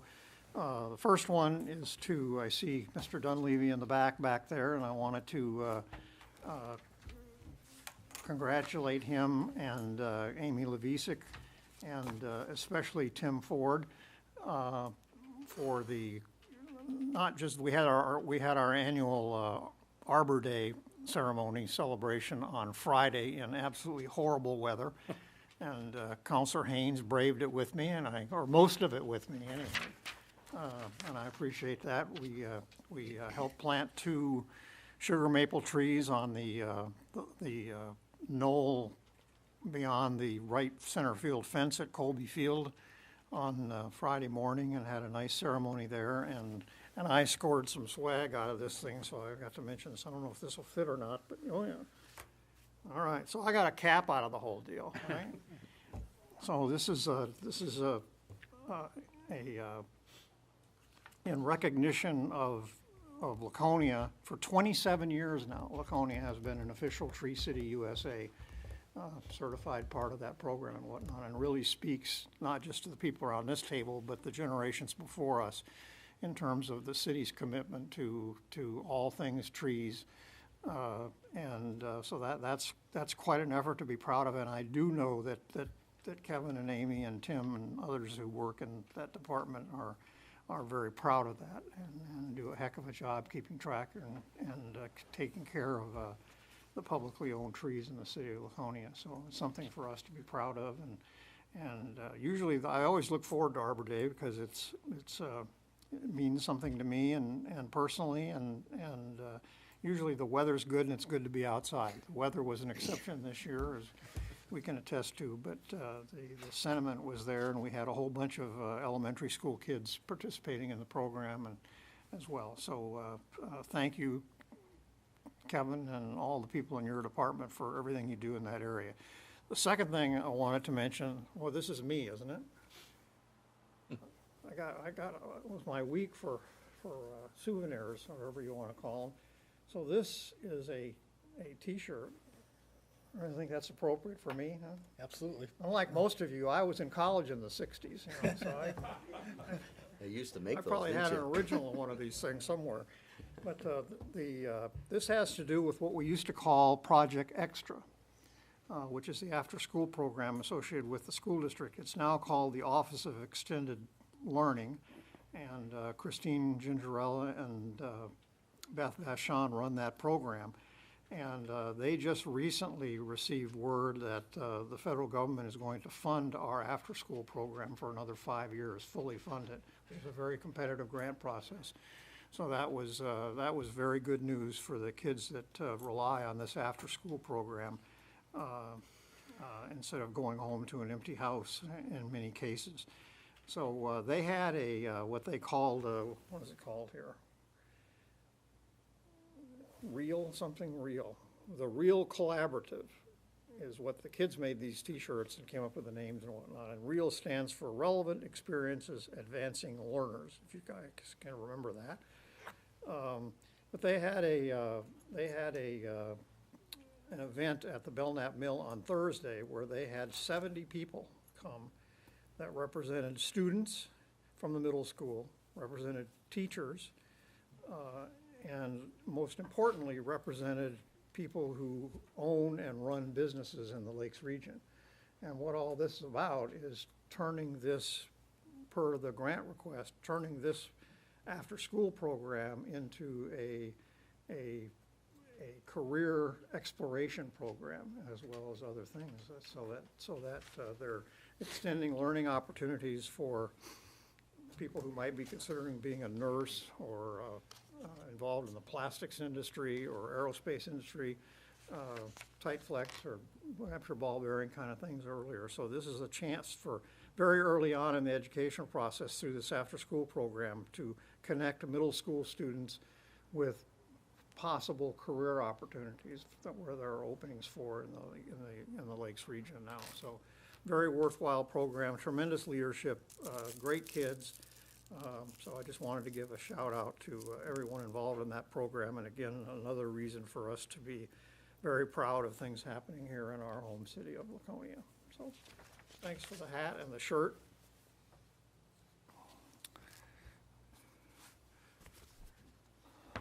My mother would be shocked if she found me wearing a cap indoors, so I'll have to take it off here. Okay, we are to committee reports. Any committee reports tonight? I know we're taking up your item under new unfinished business again tonight. That was tabled at the last meeting. I think we're taking Driveway it- cuts and whatnot, yeah. so that's coming up under unfinished business. Do you want me to do another report? I'm sorry? Do you want me to do another report? No. Okay.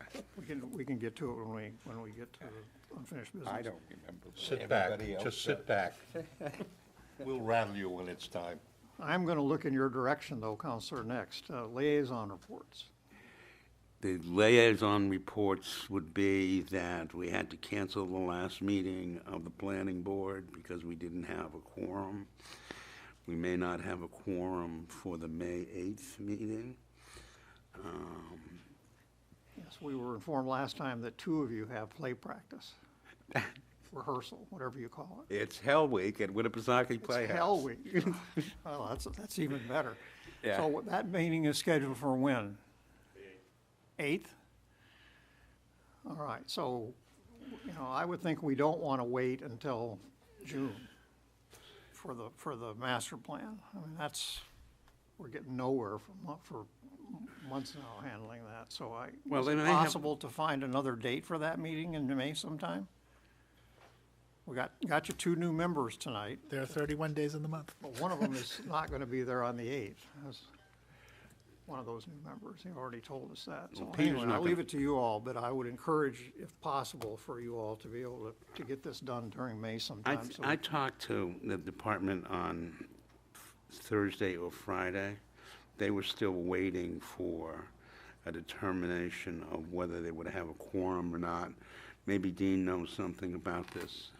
I don't know. I haven't talked to him since then. We will work to get something in May and make sure we can get a quorum at some point in May. Okay, thank you. Well Any Be other flexible. Well done. Any other liaison reports? Counselor Hamel. I had 2 liaison meetings. I went to the Parks and Recs meeting last month, and I just want to say how great a job they do over there, scheduling all these ball teams for all the different fields. It's just amazing how much stuff comes in for them to schedule. About every ball field we have is used, and I think Kevin was looking for flat rooftops to put teams on. But it's truly amazing the work they do about getting everybody in to be able to play sometime during the summer. Also, I'm on the Board of Lake Region Public Access, and there's a contract here tonight to be voted on, and the amount charged to the amount per subscription has gone up, but overall, the city's portion has gone down. But what Scott said about the amount of viewers getting MetroCast has decreased a lot in all their towns. So public access gets their revenues from those subscribers to pay, the director and a lot of other things, buying equipment that's very expensive. So we've been challenged with that budget also over there. And we also had a yearly meeting, and Trish Stafford from Meredith is the new chairperson for our group, for our board. Jean Bodwin is still the treasurer, and so that meeting is done. So we're hoping to survive another year. So are you an officer? I'm on a board. That's it. No, I'm not an officer. Well, I'm just trying to see whether you'd have time available to take on another assignment. Somewhere between midnight and I'm always 1:30. volunteering for things. Okay, citizen comments. We are at the point in the agenda where we welcome anyone in the audience who wishes to address the council tonight on a matter that is on tonight's agenda. Does anyone meet that definition tonight and like to discuss something or make a statement about something that is on tonight's agenda? No? Okay, we're back to the city manager, this time for the city manager's report. Thank you, Mr. Myers. Mayor, and I'm going to be very, very brief. You've got two reports in your packets. Spring is officially here, so Court Street has started. We've got sewer work going on Baldwin. We've got a water project beginning on Bowman. We've got final approval with State DOT Rail to do the drainage project on Messer Street this fall in conjunction with the drawdown of the lake. On the Parks and Recreation side, we've got Vermont tennis courts here in another month or so to handle some court resurfacing at Sanborn and Tardif. You'll be seeing some fence replacement of the chain link with some black ornamental fence over in Opeachy Park, I believe beginning tomorrow. If the council approves the dog park project tonight with the generous donation from the Lozama family, that contractor is lined up and ready to roll on that. So we've received bids on the Riverwalk projects in the downtown, so we're assessing those bids. And again, we will be doing the area of the Pearly Canal down this end of the parking lot behind the Binney Media Building this fall in conjunction with the river drawdown that I just spoke of. But the area over behind the landmark and stuff, we're hoping to be getting started in the coming month or so. So those are the updates on projects. And just very briefly on the Economic Development Report, you can see significantly lower February of 2018 rates versus February of 2017. In most cases, about a half a percentage point lower, and unemployment right down to the 3% range. Some experts will tell you that the economy is at full employment, and I think if you look through various newspapers, you see the number of help wanted ads out there. That's pretty indicative of what a lot of businesses are finding right now. They don't have enough staff. On the last page of the Economic Development Report, you can see that the March inflation number came in at 2.4%. So for the first 3 months of the year, we're trending a little bit over 2% for inflation. And I will leave it at that and take any questions anyone may have. Wow, that's a record. We have miles to go tonight. Miles. Any questions or comments for the manager? Everyone's cooperating. All right, thank you. Okay, we are on to new business. And I believe, am I correct in saying that the first item under new business is the public hearing on number 13? Yep. Proposed wage and compensation plan. Oh, yeah. Okay, proposed wage and compensation plan for covered employees. And this is a presentation by Mr. Myers again, and has to do with his setting changes to the wage and compensation for non-union employees, which legally does not require action on the council's part, becomes city policy if the council does not speak up and reject the changes being proposed within 30 days. Correct? And although, as a matter of courtesy, the council has traditionally acted on these recommendations, it can remain silent if it wants to. So with that, Mr. Myers. Thank you, Mr. Mayor. So just following up on the process part, the mayor is correct. If no action is taken within 30 days, then these would be enacted, if you will. So based on our schedule right now, the opportunity for the council to take action on this would be tonight, which I'm not asking you to do, but at our May 14th meeting would be the next regularly scheduled meeting and fall within that 30-day window. So as the mayor had said, these are for adjustments to non-union personnel in the city. We have, just very briefly, 4 unions, both in police officers, firefighters, AFSCME, which are our public works, heavy equipment operators, laborers group, and then an SEA group, which tends to be technical and clerical across several buildings. We are in active negotiations with those 4 groups right now. We currently have 1-year agreements with all of them that are all set to expire on June 30th of this year. Typically, we try to get agreements in place and do something similar across groups. In this case, for the non-union folks, you know, it's not clear right now whether I'll have agreements to bring to you before July 1, and I'd like to present this on behalf of the non-union folks and kind of set the path going forward over the next 3 years. So this is my proposed change to you through the wage and compensation plan. It basically encompasses 3 years, and there's 3 major points to it. The first one is dealing with cost of living adjustments, or COLAs. And what I'm proposing is, especially trying to look 3 years out and have a crystal ball as to what's happening, that we tie our COLA, which is a cost of living adjustment, which basically tries to keep people's buying power whole with inflation, tie it to our CPIU, which is the same number that we use for the budget and the tax cap formula that I just used. So effective for the first pay date, first start of the pay period in July of 18, we already know that that cost of living adjustment would be 2.1% because that was the 2017 number. For the following 2 years on that July start to the pay period, it would be whatever the COLA was for the prior calendar year. And I'm requesting that we set a minimum and a maximum to it. So it would be the number, if the number fell within a range of 1% at a low to 2.5% of a high. And if the number fell out of that range, either higher or lower, it would be capped at those 2 numbers. If it fell in the range, in essence, the number would become the number. I got there because over the last 10 years, and looking at our tax cap formula and the CPIU has averaged 1.7%. So it seems to be over a 10-year, that was the average. So this gives a little room to the upside and the low side depending on it, but that would be the recommendation, is to use the CPIU with those parameters for the next 3 years.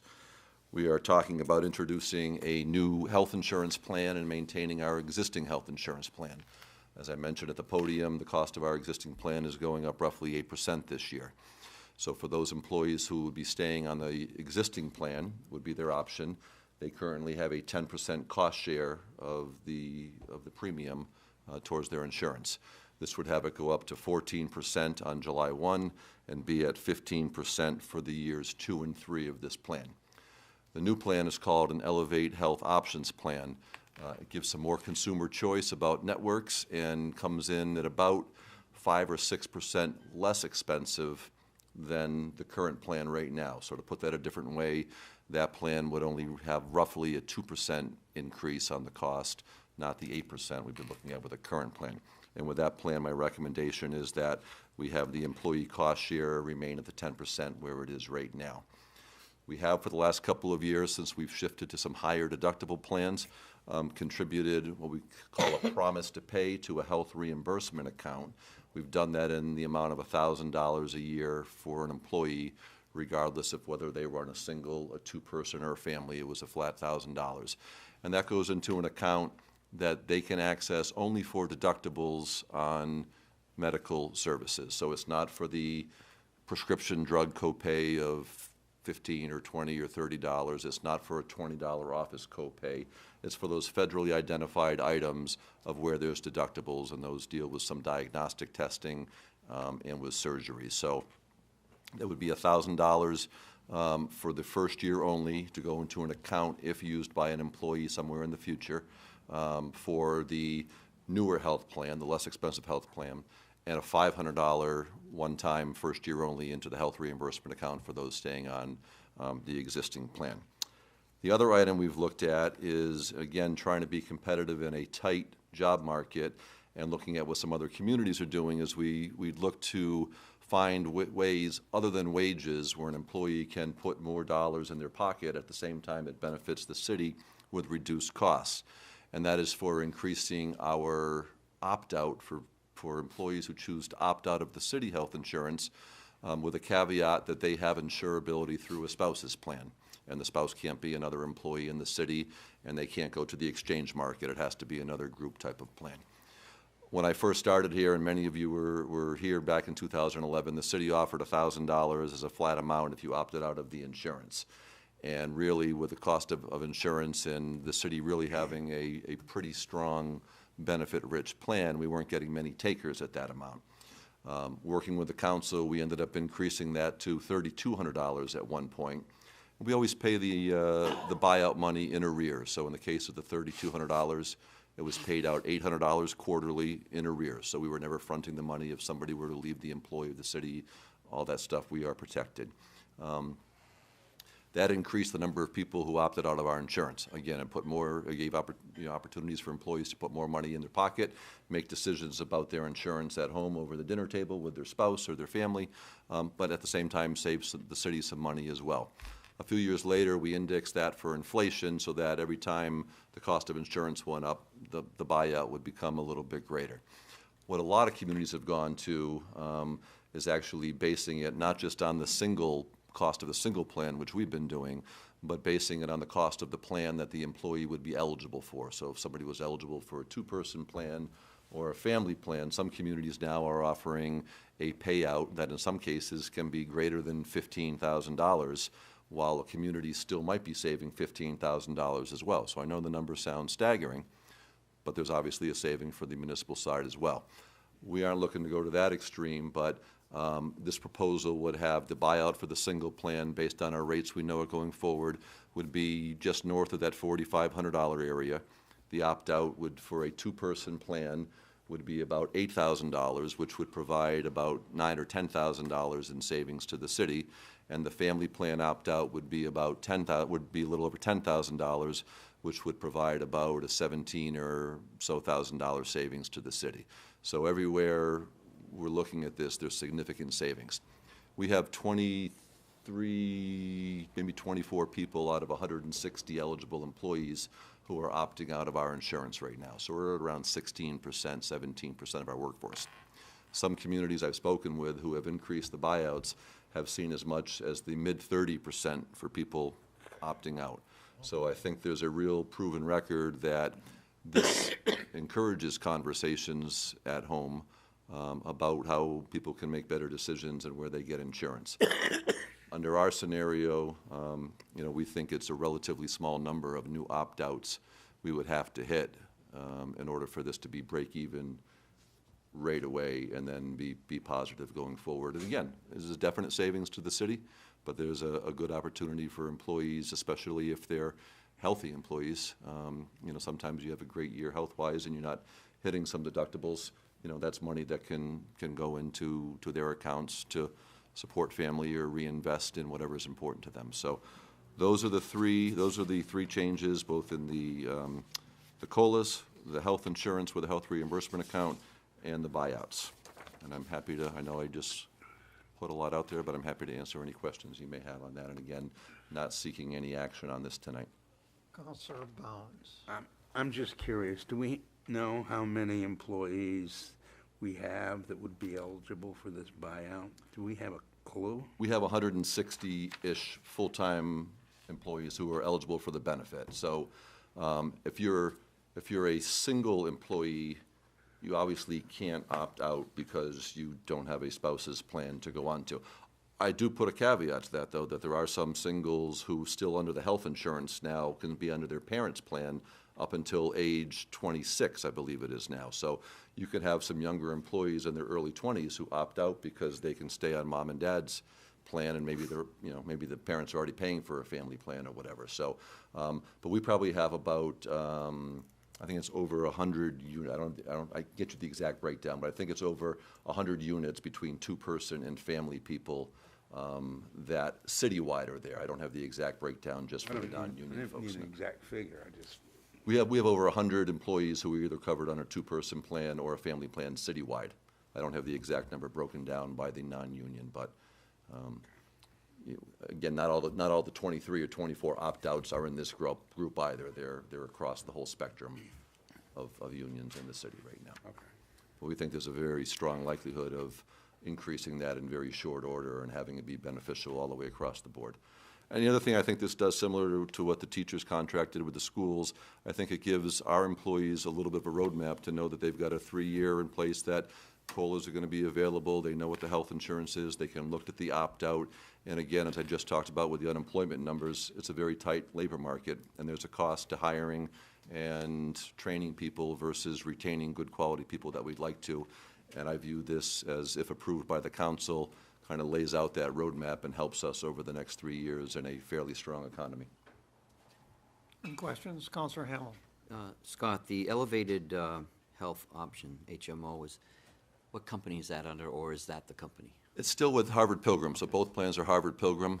One has, the Elevate plan has what they call a 2-tier network. So if doctors have agreed to a certain reimbursement level that's preferable to Harvard Pilgrim puts them at a tier 1, and it means there's a little lower out-of-pocket expense for employees. If a hospital or a primary care physician or a specialist doesn't choose to accept that reimbursement, they're still in the Harvard Pilgrim network. It just might be a little bit more out-of-pocket or a little bit more on the deductible end for a service. But the whole thing is Harvard Pilgrim, and it's through New Hampshire Interlocal Trust, which is the municipal risk pool that we've had for about 5 years now, 6 years now. I would ask the clerk to put this on the agenda under unfinished business for our May 14th meeting. Thank you. Okay, thank you. All right, now I think we're on to aquatic weed control. Is that what everybody has on their agenda?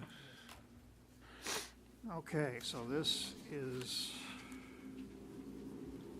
Resolution 2018-13 relative to authorizing the city manager to accept and expend a grant on behalf of the city in the amount of $10,000 for the Department of Environmental Services herbicide treatment and exotic aquatic plant control project. And that, the actual resolution, does anybody help me on that? What page that's on? It's the last page. So the last page, so 46, is it? Yeah, page 46 of your packet. All right, before we get started with motions here, anybody have any questions about this? Or can we go right to motions? So we need two. One is to waive the second reading of this resolution number 13 in its entirety and to read by title only. Would someone care to make that motion, please? Counselor Haynes, seconded by Counselor Hamel. Any discussion? All those in favor of waiving the reading in its entirety, please raise a hand. 5 votes in the affirmative, that motion carries. Next up, a motion would be in order to approve Resolution 2018-13, a resolution relative to authorizing the city manager to accept and expend a grant on behalf of the city in the amount of $10,000 for the Department of Environmental Services Exotic Species Program Aquatic Plant Control Project. That's not easy to say. Would you like to make that motion, I'll Counselor make that Bounds? motion. Get a second, Counselor Haynes. So Bounds and Haynes on the motion and the second. Any discussion? Yes. All those in favor of, Discussion. Just a quick question. What's the city match on that? The total project as presented and working with DES was $56,000, and that included some diver harvesting, some diver-assisted suction harvesting, and some herbicide treatment.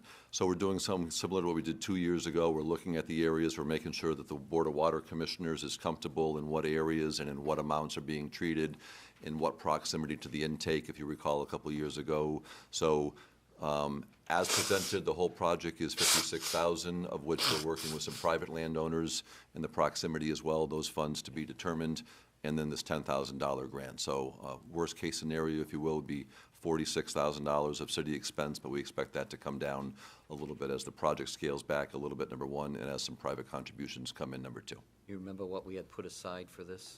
What's in We the- have about $50-something thousand in carry forwards right now. So if this project goes through close to in its entirety, we will be at the end.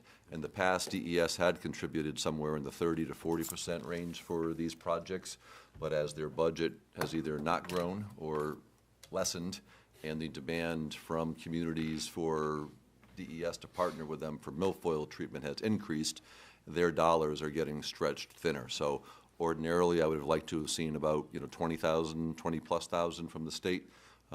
That's not in the cards this year based on how many applications they had and the available dollars they had. So $10,000 will be our allotment as long as we do a reasonable size project.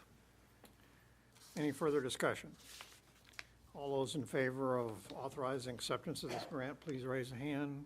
5 votes in the affirmative, that motion carries. Okay. Now we are on to Happy Tales Dog Park. God help. Okay. I think I have that one. Okay, this is with regard then to Resolution 2018-14 relative to authorizing the city manager to accept and expend on a donation on behalf of the city in the amount of $100,000 for the Lizama Family Happy Tales Dog Park. And that resolution is on page 35, at least of my packet. Let's see, do we need to, yeah, we need to waive the reading here. So first thing we'll do is move to waive the second reading of Resolution 14. Counselor Lippman makes that motion, and Counselor Cheney seconds that motion. Any discussion? All those in favor of waiving the reading of the entire resolution, please raise a hand. 5 votes in the affirmative, that motion carries. Next up, a motion be in order to approve Resolution 2018-14, a resolution relative to authorizing the city manager to accept and expend a donation on behalf of the city in the amount of $100,000 for the Lizama Family Happy Tales Dog Park. So who wants to be dog friendly tonight here? Counselor Hamel does. Counselor Haynes is right there behind him. Okay, this is the dog friendly part of the council over here apparently. Any discussion? All those in favor of adopting Resolution 14, please raise a hand. 5 votes in the affirmative, that motion carries. Thank you.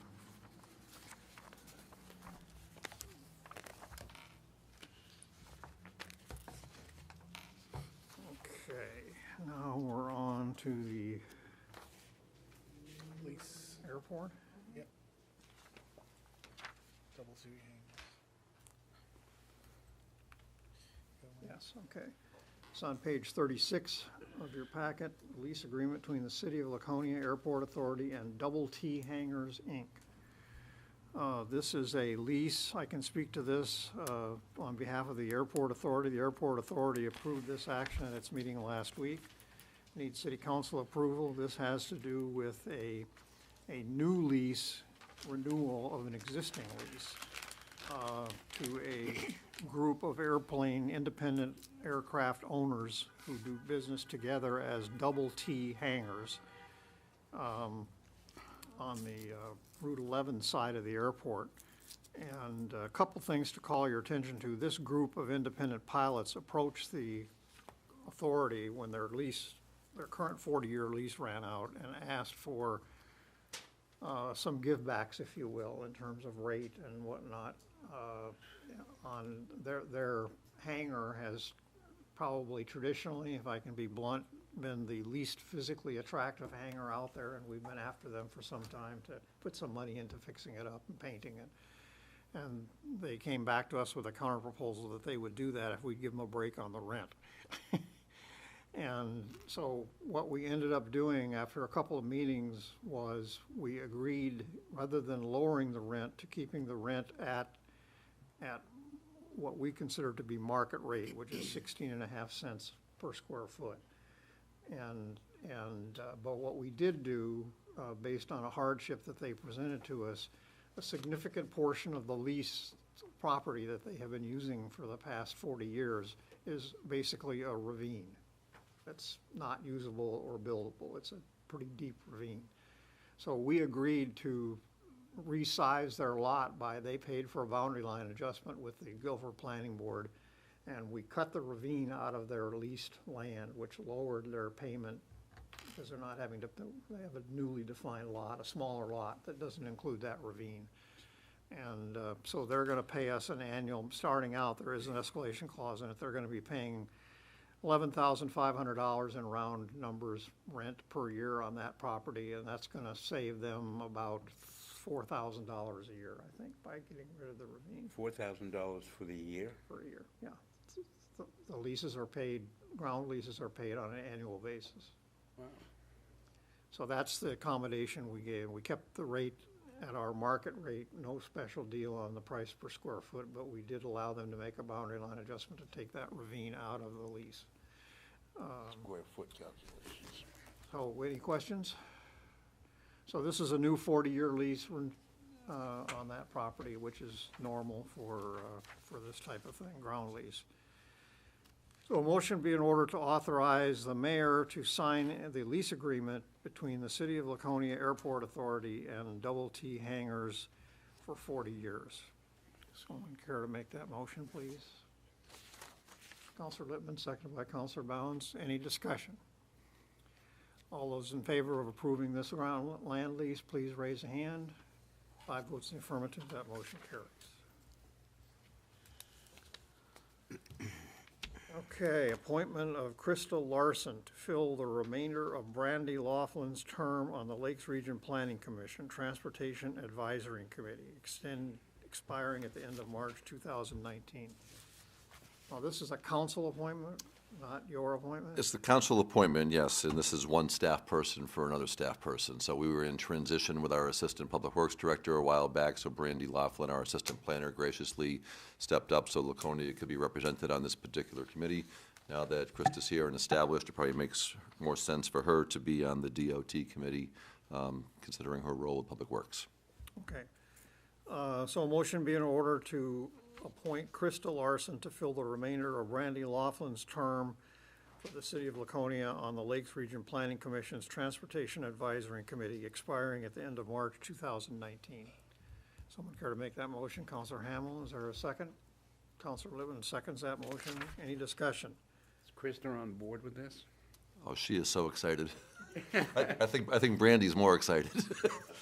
You sure this isn't something that Counselor Hamel can do? Okay. Okay, any further discussion?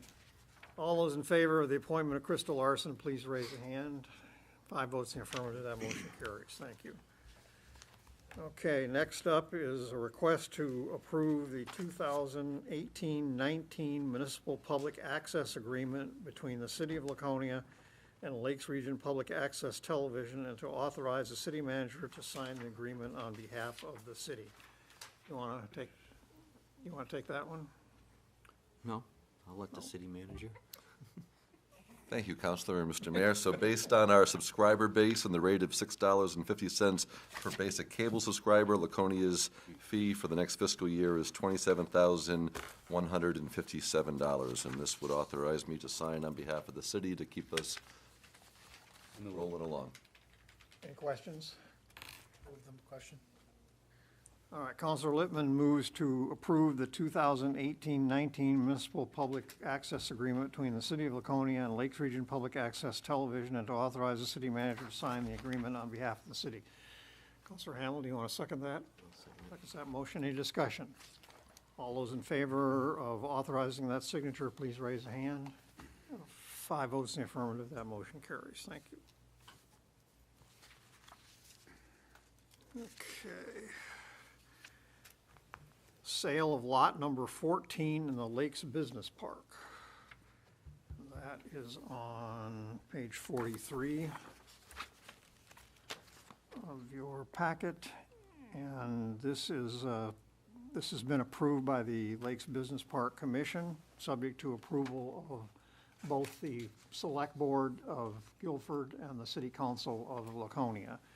And the body has proposed selling lot 14 to Arbortech for the negotiated amount of $122,000.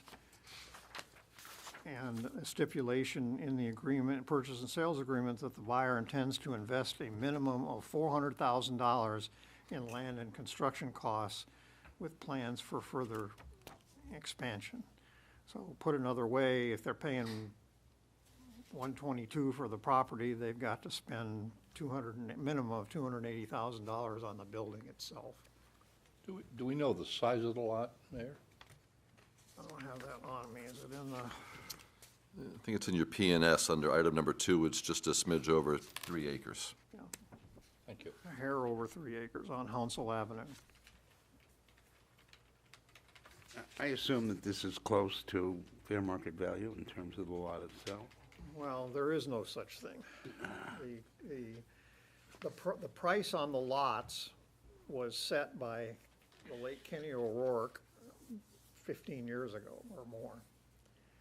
And they haven't changed any in that time. I don't think we've ever gotten asking price on any of the lots, or maybe on one. Maybe I'll ask the I question think this another. one was listed for 136. And I think the bigger point is the amount of work that needs to be done to make the lot buildable has an effect on the purchase price. So, you know, sometimes we're getting, you know, a much higher percentage compared to This the is one of ask. this is one of the last remaining relatively level lots. Let me ask the question another way. When was the last time we sold a lot in the Lakes Business Park? We sold one to the Morissette Brothers late last year. more or 9 less. months or? We have a couple of other sales in the works. Okay. I mean, Well, that's, I think, the market for industrial park property is, some places they're giving it away because no, I'm all in I favor. think the If commission we're actually- moving lots, You know, we- one thing that you all ought to be aware of too, truth in advertising kind of thing here, is that the dilemma that the commission faces with almost every proposal that comes to us is that none of them meet the original mission of the park when it was established. I mean, the market for this land is for storage, that sort of thing. It's not for manufacturing, and not for, I think we've sold one lot to an actual manufacturing concern out of the lots that have been sold out there, of the phase two. The So rest we're of them not- have either we're been not for bringing in fresh professional input. offices or warehouses. okay. medical office. There's just no market for them, and we lost a sale to Counselor Lippman's. We lost a sale last year to a marina that wanted to put a boat storage place up there because the cost of developing the land far exceeded the cost of the land itself and just made the project unfeasible. And the further bad news is, if you want to call it that, is most of the lots that are remaining are on the bypass side of Hounsel Avenue, which is hilly. Okay. Like the lot that was deemed too expensive to develop for boat storage was it was a relatively flat lot. Any other questions? Okay, a motion be in order to approve the vote of the Lakes Business Park Commission for the sale of Lot 14 in the amount of $122,000 to Arbortech and to authorize the city manager to sign the required documents. So moved. Counselor Bound, second. Counselor Lippman seconds that motion. Any discussion?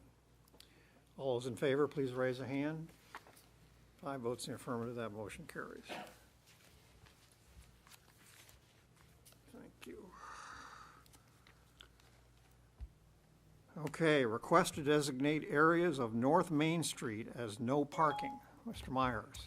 Thank you, Mr. Mayor. We have a short stretch that we're requesting no parking, and basically from Oak Street along North Main for a distance of just over 200 feet, and that's basically in front of the Greek Orthodox Church. And this is due to the width of the area, the fact that the remainder of that street going forward, we're going to be working with a designated bike lane because we've got the width. And if you recall, right at that intersection, we have a dedicated left turn lane if you're heading from Main Street just past the fire station to take a left. So that travel lane really narrows there. So that's the request, to make that no parking. I know the Public Works Director, who was here, went out and spoke with the owners of the North Country Deli and brought them the map and showed where they were going to. They indicated they didn't have an objection to that, is my understanding, and the area all the way above that is still, Somebody's shaking their head out there. I'm the owner, and we're not happy with that decision. okay, that's not what was shared with me, so I'm sharing information. I will withdraw that information. That's not true. All right, well, then I will stop there, and I'm certain the mayor will bring you up for comments. Okay, so obviously the question I would have was, did we talk to the church? We had discussed that if the church had a need, we could work with them on some temporary little A-frame type of signs that say church parking Sundays type of thing. So we didn't have to erect permanent signs that just said Sundays only on the first little bit of spaces. So we're definitely. Funerals or, Exactly. Yeah, so we could give them temporary signs that they could put out for a temporary basis in there, yes. and they were okay with that? And my understanding, I don't know if we've made touch with them, but we had offered that up as an option should there be concerns with them. Counselor Levin? I was concerned about what the reaction would be there. It's in my ward, and the church has a situation. I'm sure North Country Deli, it takes away from their situation, how far it's extended down. So I guess I'd like to hear what they have to say, whether it's tonight or another time, but I'd like to table this until we get a chance to make sure we've covered our bases. Okay, these folks are here, I think we ought to hear them. Yeah. Not table it. Yep. Yeah, Let's- I wish let's they'd hear 'em have spoken first. up when the appropriate time was, but Sorry, I'm new to this, and I didn't. I understand.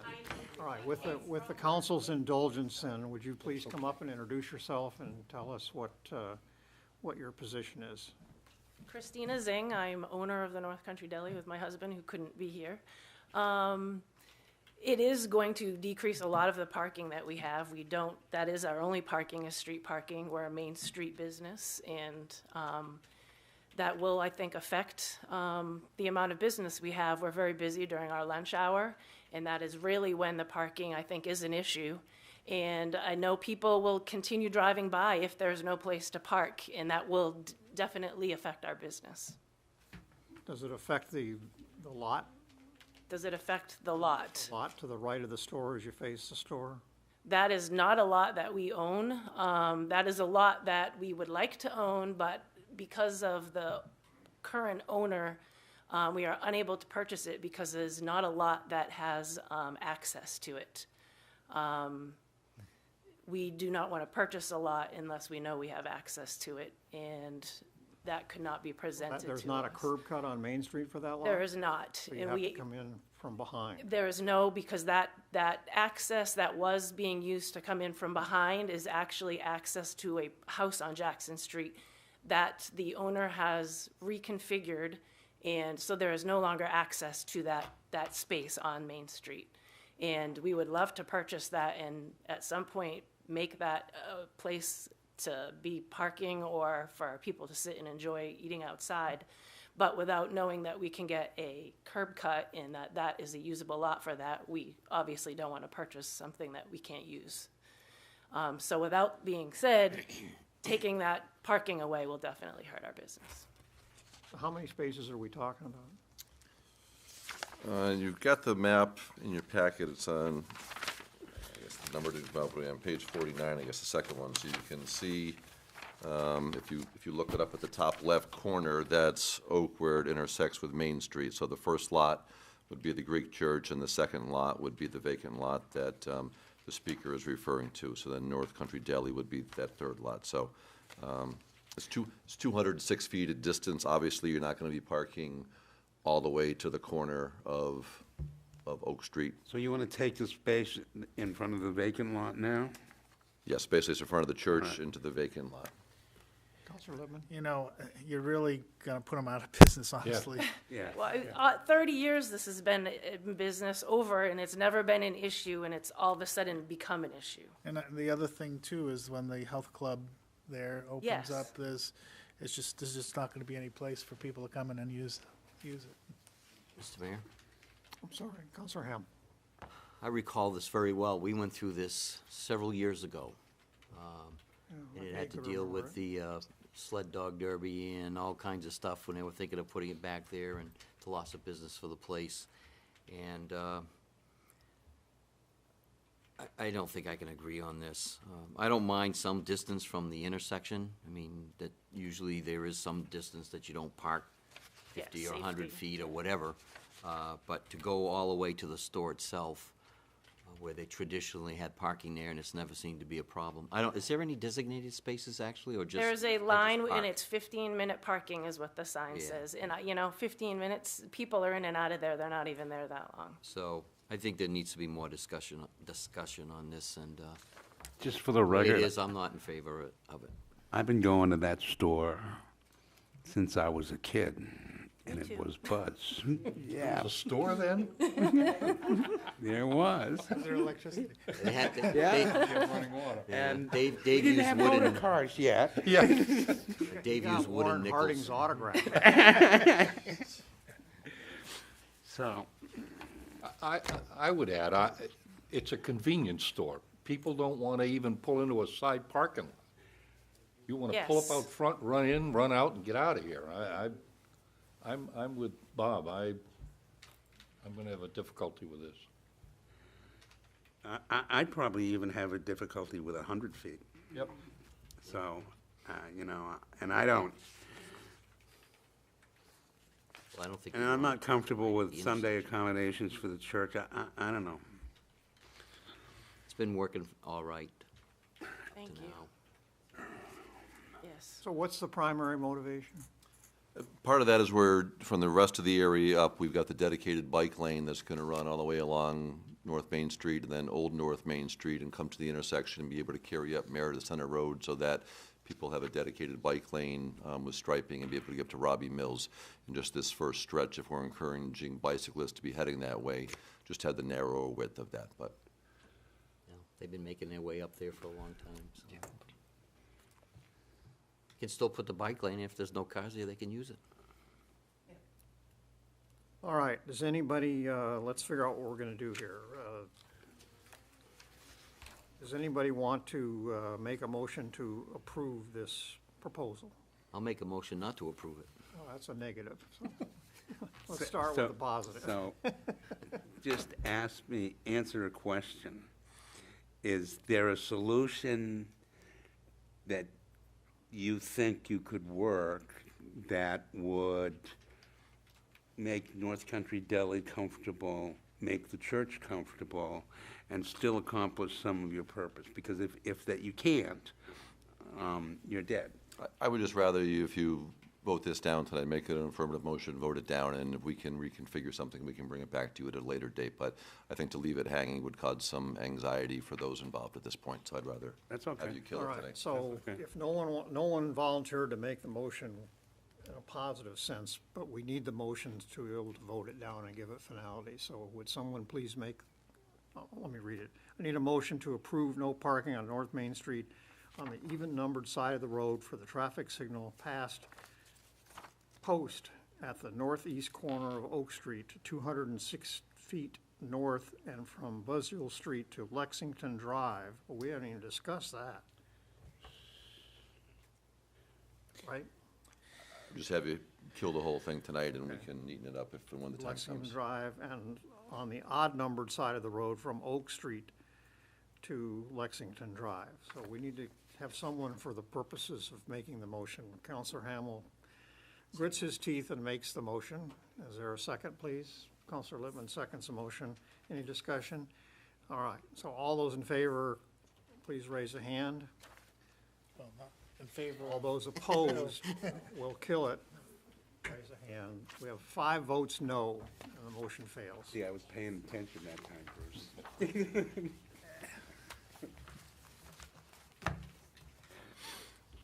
Okay, request to schedule a meeting of the Laconia Airport Appointive Agency on May 14th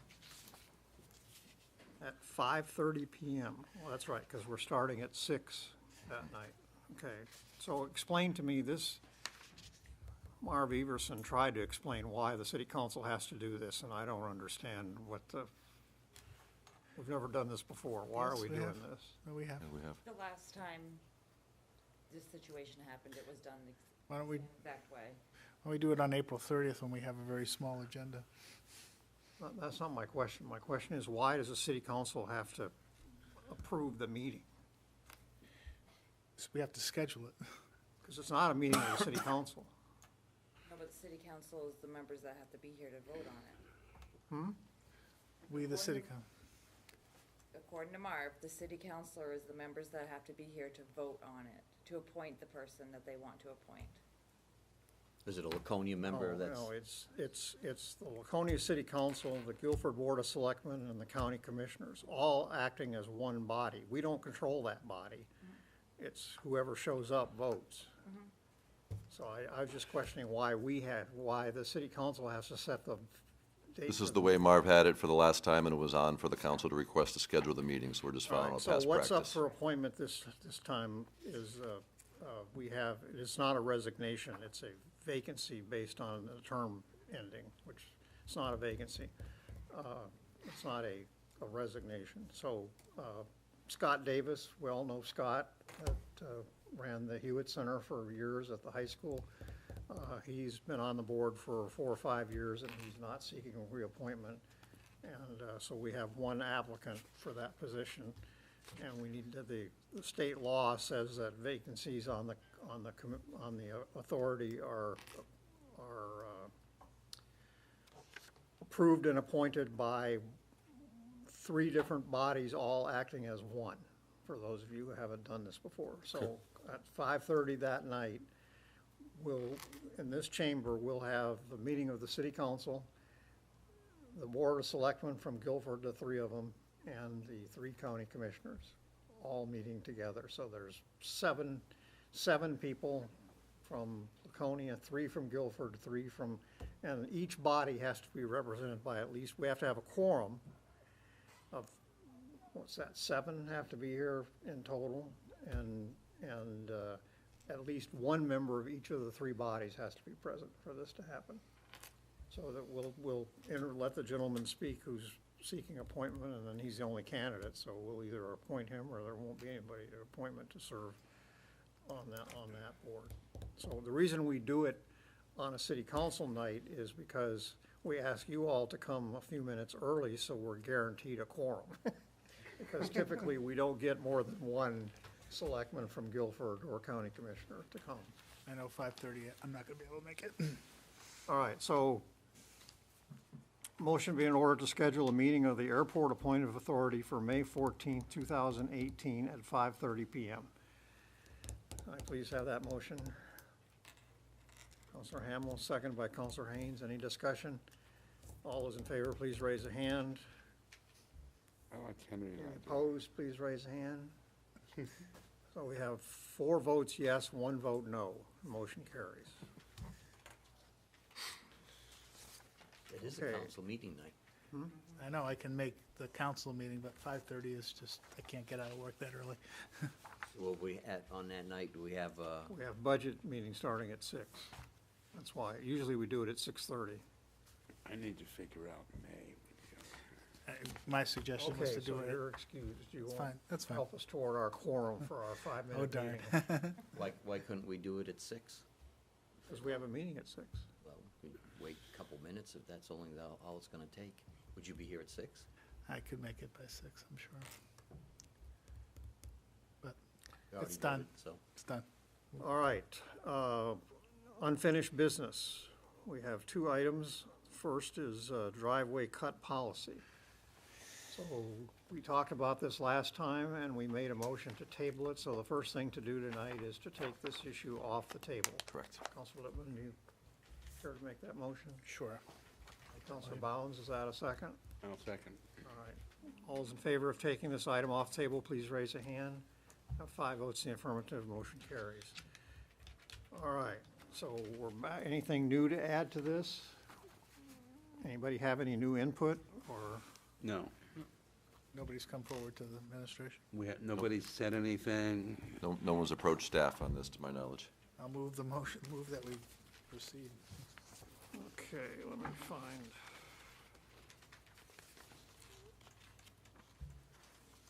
I don't have, I'm- I motion On written page out. 57? 57? Oh, yes, thank you. Motion be in order to approve the driveway cut policy on driveway standards for single and duplex family housing. So Counselor moved. Bounds makes that motion. Is there a second? Counselor Cheney seconds that motion. Any discussion? All those in favor of adopting the driveway cut policy, please raise a hand. We have 5 votes in the affirmative, and that motion carries. And then lastly, how are we doing on time? Lastly, we have, well, let's take care of extending the meeting for now. Miss Counselor Bolduc here. Need a motion to extend the length of our meeting tonight to 10:15 p.m. Counselor Hamel, is there a second? Counselor Haynes seconds the motion. All those in favor, please raise a hand. 5 votes in the affirmative, thank you. So we're good to 10:15. All right, so Lakeport Landing and the Lakeport Fire Station, and we're looking for a briefing from the city manager. Thank you, Mr. Mayor. So at our last meeting, when I brought to you the revised rendering and indicated that I thought it was enough difference from what the council approved with a motion to sell the fire station to Lakeport Landing, and was looking for your reaffirmation, as it would, there was concern about the fact that our existing tenant in the Lakeport Landing building at 21 Elm Street had not met the terms of the obligation and vacated that property by the April 1st lease deadline. And we were encouraged to have a conversation and try to bring this to a positive end.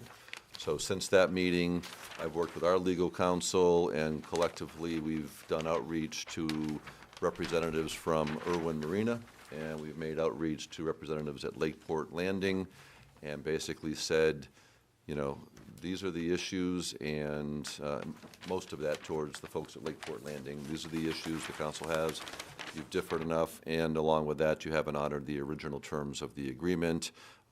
They're not in a position where they want to separate the issues and allow you to move forward with the demo permit because other terms have not been met at this point. So in the 2 weeks, I've had a couple of conversations with folks from Irwin Marine and Lakeport Landing, and again, as recently as this morning with both of them.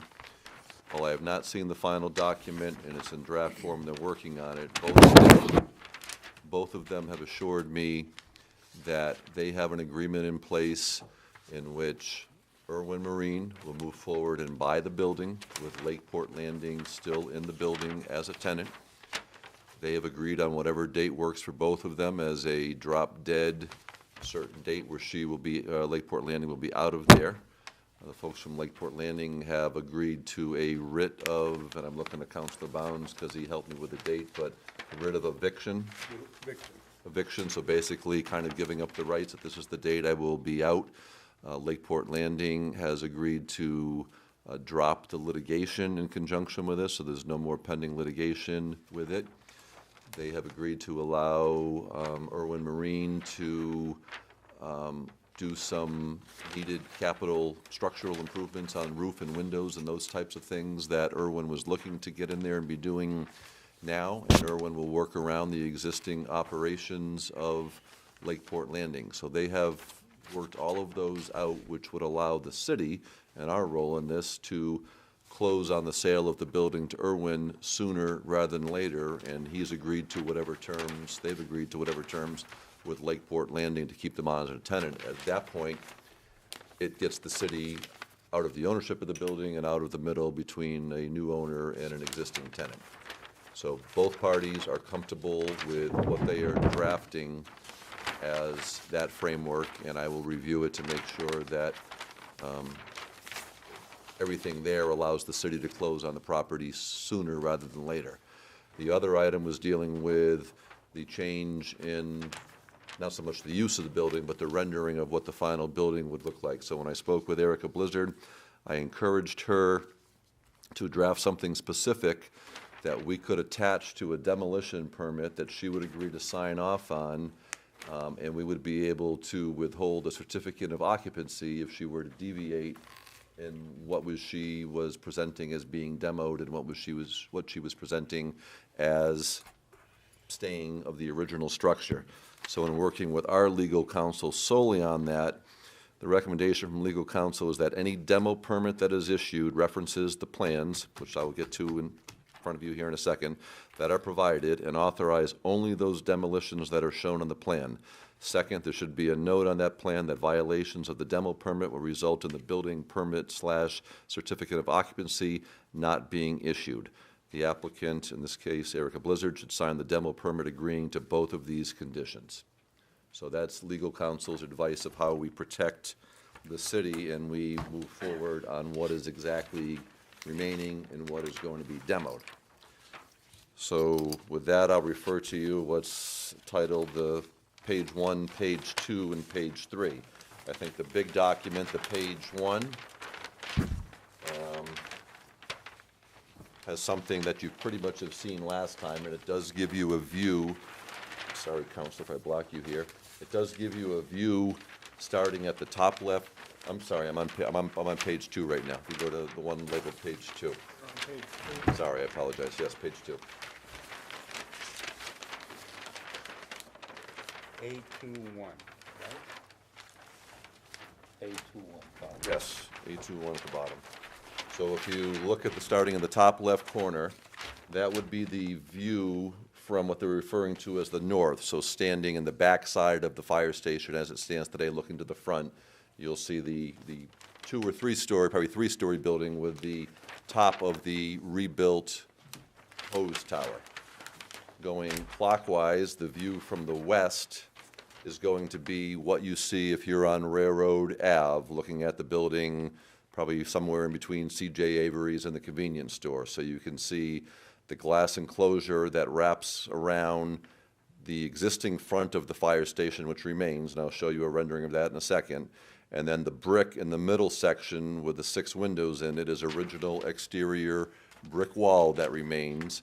And then to the left of that is the new addition higher, that's just the back of the building.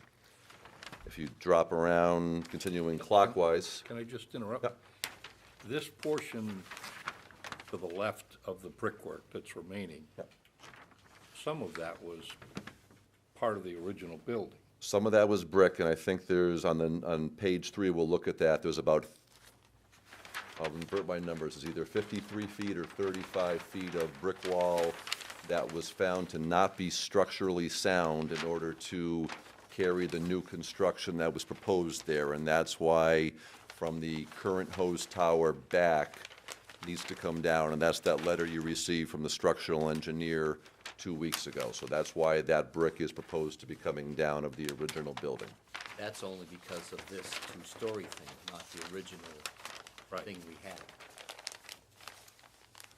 And this is more than 2 walls, which is what we were told. Well, so, but, okay, let me just finish walking through if I can Yep, here. yep, So yep. that existing brick remains.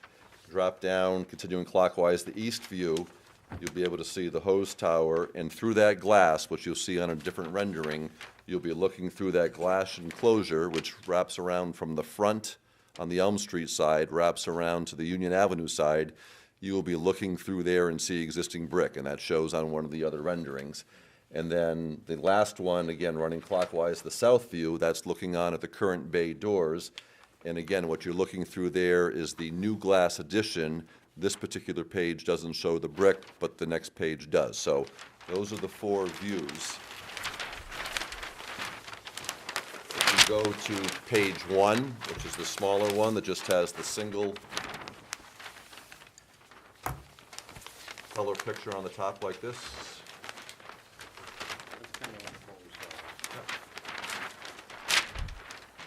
Fundamental question from getting it outside the views, how much of the original structure is going to remain when we're done? Is it like 3 feet of wall, or is it, I mean, I'm just trying to get a sense of what respect we're giving to the original intent of preserving the building.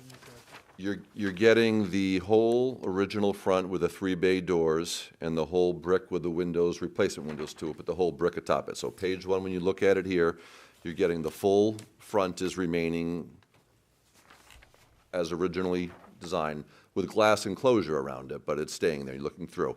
As you come down the Union Avenue side, as you're looking at towards those 2 blue awnings, you're keeping the brick roughly up to the area where the hose tower is right now. And from the hose tower back is being demoed. So you're seeing brick from the Union Avenue side and the Front Bay side, and you're having an exterior wall on the Railroad Avenue side. In your page 3 document is the actual, no pretty pictures on it, but is your actual demolition plan document, so page 3. I guess I'm trying to get a sense, is any of the building really gonna be intact, or are we just preserving a few walls for show? It looks like it, from that floor plan on D11, I don't know if this is the current layout where that side door is now. On the Union Avenue side, it looks like they're taking from there back. You're keeping original brick from most of the bay sections, is what I'd look at. So you've got the exterior wall on Railroad Ave stays intact for the garage bay area, the entire front area, and then the side area, again, down to the end of the garage bays, is what is remaining brick on 2 stories. So, really, they're keeping 2 walls. 2 walls and the 3 bay doors with the brick columns and the brick But overhead. the 3 bay doors is one of the walls, One full front wall, one full front wall. part of the Railroad Ave side wall and part of the Union Ave side, if you want to call it. Well, that don't make sense to me. So how long is the west wall and the east wall? Do we know that Well, the currently? The 2 side walls. We know the building's 45 feet wide, but how deep? So is it? an inch equals a foot to scale, so I'm saying Dean says 62. 62. Dean waited all night to speak, so Dean said 62. 62 feet? Yes. All right, so basically, you're taking out the entire back wall and a little over half of the side walls. Yes. But they're keeping the look. When you look at it from standing in front of the structure and looking north, you're going to see the front face of the old fire station. Yes. That's what you're going to see. Looking south to north, yes. Yeah. And replicating a hose tower, not in brick, but a brick veneer, but having that be above so it's visible from 4 sides. Administratively, staff and technical review have reviewed this for our purposes of issuing a demo and a building permit. But again, the reason it's coming to you is because I thought there was enough of a variance, and before we issued that as an administrative process, I was looking for you to reaffirm that this met the spirit or intent or enough of it of the original sale approval. Did That- they address at all the, one change I didn't note when we discussed it at our last meeting that it seems obvious now is that the original rendering that we looked at had the glass showroom wrapping around, being in front of the building like it is here, but also wrapping around the east side of the building. It does come down the east side for half of it, so that it's not necessarily a great show of it on that. But this doesn't look like that. This looks like it's not on the side anymore. It's just. This in one right front. here, this picture down here in the lower corner mirror, that shows the glass coming around the side on the Union Ave side. This one down here. So the glass comes around like a reverse L. The original one, it went all the way to the back of the building. Yeah. The glass. Enclosed, completely enclosed with glass. And I think that's where it changed with what went on maybe the 3-story. I just wondered if to they the have back. other plans for that land where they were gonna extend the, I think it still comes out. I think it's still the entire length of the building comes out that far, it's just not glass all the way. It goes into that clapboard piece for the remainder of it. I still think it comes out that far. okay. So I don't think the footprint has changed, just the materials they were using has changed. Dean's nodding yes.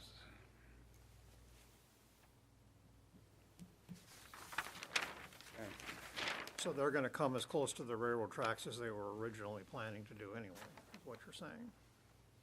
Yes, the footprint hasn't changed, just the materials on the back part has gone from glass to a clapboard look. So you said in that note that the lawyer drew up that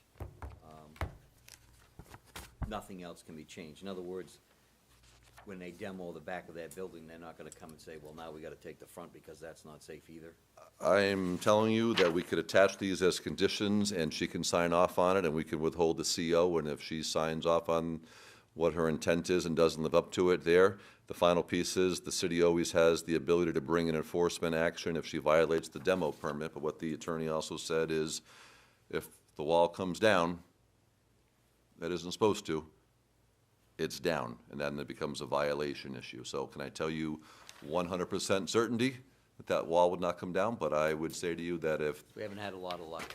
I'm just saying to you that if the applicant is willing to sign off that she understands that a certificate of occupancy is in jeopardy, I can't imagine they go and invest all this time and money and have a drop-dead date certain to be out of the current building and have waived their rights beyond that to get into a building that we would not issue a CO on. I would think that would be an unwise decision. So I am looking to make this as tight as we can from a legal point. Counselor Lippman.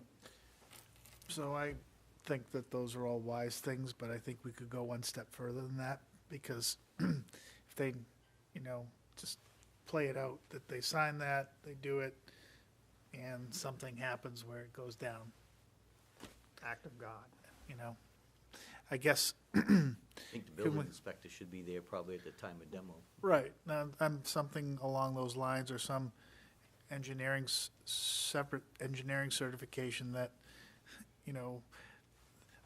the building has some emotional value to that part of the community, and, that when we proceeded to make the sale, it was based on the basis of trying to do some preservation of it. I guess I would like us to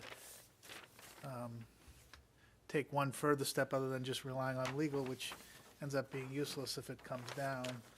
I'd like to have some engineering supervision at that point of demolition, to make sure that we're going over and above to make sure that the preservation remains.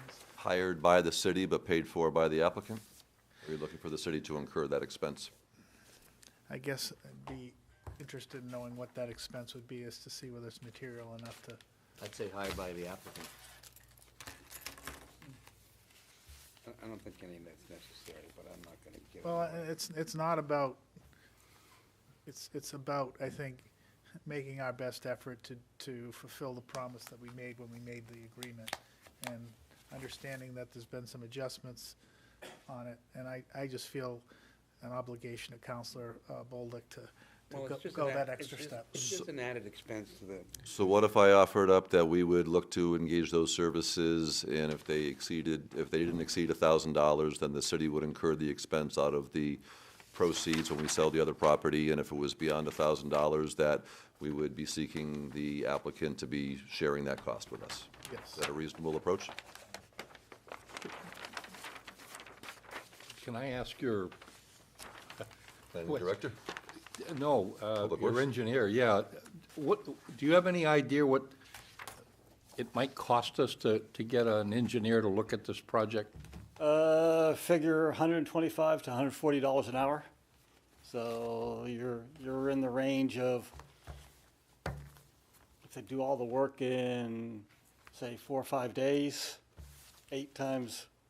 They don't have to do that. Right. They don't have to be there the whole time. I Well, mean, it depends. We don't know what their plans are, so. I think that you could develop a plan so that it could be done without. But it's not our call at that point. That's so. Well, if we're gonna be paying for it, I think, and we have the conditions, I think we can. So you want an impartial engineer on site when the actual demolition is done? Is that what you want? I guess, I don't think we need an engineer there for 4 consecutive days. I think we need an engineer to say, to look at a certain point in the process, before we get to this, to the risk that wall's coming down, that they view what's going on and sign off that there's a reasonable probability that our interest of preserving it is gonna be there. I mean, there's no one, we can't guarantee it. No. we can. So you want to I be, think he could advise them on how to cut it and how it. Well, I think we want to rely that on their person, and he's peer review and protecting our interest. If we Yes. indicate how they should do it, that puts the exposure on us. Yes. So he's there as, Yeah. he would be there, or she would be there as our set of ears and eyes to make sure that the intent of what remains in that building remains at the end of demo. So if we, I'm just throwing out a number, if we said 1,000, first 1,000's on the city, and we were to split anything above and beyond $1,000, Well, we can see where it goes. well, part of, I'm just saying, part of this deal between Blizzard and Irwin get it is done. they Can I want to be move to able to extend start this getting meeting? in the ground to getting demolition and construction going. And we don't meet again as a council for a regular meeting until May 14th. So if there's an opportunity to add that as a third condition tonight with the ones that the attorney has recommended, and we draft that in, and we get a signature on it, I'm asking, otherwise we're delaying 3 weeks before we Yeah. take this around again. Do that. What you said is fine with me. I can go along with that. Do you want a informal consensus, or do you want a motion? I would like a motion just so we handle this more than administratively, that the council says that with these conditions in place of the demolition pass permit. that piece of paper down, please? Sure. Mayor, Mr. Mayor? I'd like to make a motion, we extend the meeting another 15 minutes, no longer. Is there a second? Second. Thank you. It's basically going to be the second paragraph there, Mr. Mayor, would be the legal stipulation. You got to vote on it. We have a motion on the floor made by Counselor Hamel and seconded by Counselor Bounds to extend the meeting till 10:30 PM. All those in favor, please raise a hand. Any opposed? Motion carries 5-0. I want to go on record that that motion was approved at 10:15 exactly. Okay, so whose name are we going to put this motion Can in? I just give my 2 cents here? Can we make the motion, then take that under Go ahead. discussion?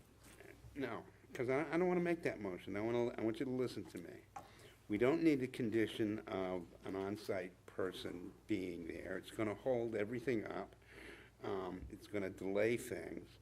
All we need is a motion to allow the demolition based upon the conditions that are contained in the legal department's recommendation. We're going too far. We're making this process too detailed. If they come in, they're not gonna bring down the wall if they're conditioned on getting an occupancy permit, based upon them not bringing down the wall. We're adding expense, time, and confusion to this whole dilemma. It's easy just to approve the motion, approve the demolition based on the conditions that the city attorney has provided us, and not started adding on layers of protection that we don't need. I've said it, I've made my view. My motion would be exactly that, that I've just said. Well, let me tell you what my confusion is. 2 weeks ago, I sat here and 2 walls were coming down. Now there's 3 walls coming down. One whole wall, parts of 2. Right. Okay. All I'm saying to you is, this thing keeps morphing, and I just want to, I mean, I'm okay with the manager's recommendation, but I don't have a lot of faith that what we're looking at here will end up being what we get. I just want some assurance beyond, what we have here, because the other assurances we've I had. understand what you're saying. I've stated, my Well, my view is what it is. I get what you're saying. Okay. All right? In Anybody my else view, wanna there's weigh 2.5 in? walls. All right, so what I want, we have 2 potential motions here. So what I want is so we don't have to keep voting on this, a consensus for those of you who haven't spoken up. If Counselor Lippman's idea is one idea and Counselor Bound's idea is the other idea, Yeah, just tell chime me in. which one informally you're likely to vote for, and then we'll put that motion on the floor. Henry's. Councilor Cheney, does that go along with Yeah, I'm fine with Henry's. Henry's motion? Yes, I agree with that. Okay, All right, so I'm gonna let Counselor Lippman put the motion on the floor then, and let me help in wording it until we get to the point where you, all right, so Counselor Lippman makes a motion to authorize a requested demolition permit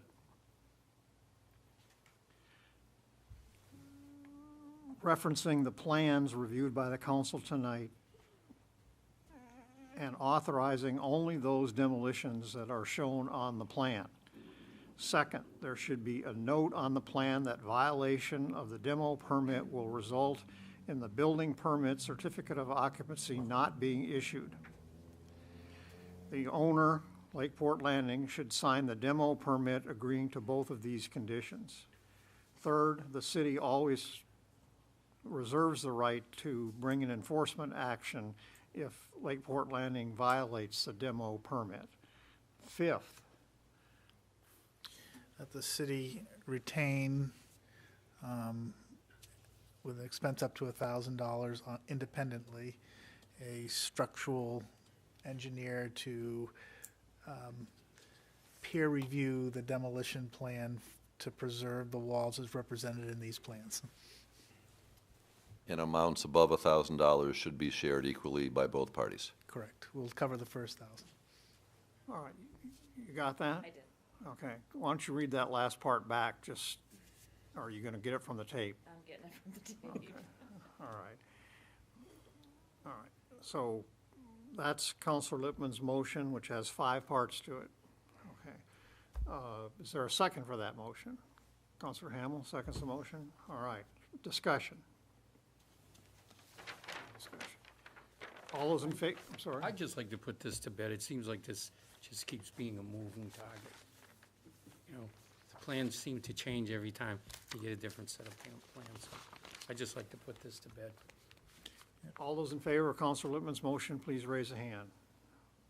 5 votes in the affirmative, the motion carries And unanimously. for the record, I'm voting in the affirmative so I can move to reconsider when this thing blows up. Actually, this should speed the process. Huh? This should be, Council comments, we have 10 minutes. Any council comment, Counselor Hamel? yes. A lot of talk tonight, especially looking for a new Ward 6 counselor, you know, has been surrounding Armin. And what I'd like to propose, it's been mentioned, Henry's brought it up too, and with the consideration of the council, in the future, I'd like the name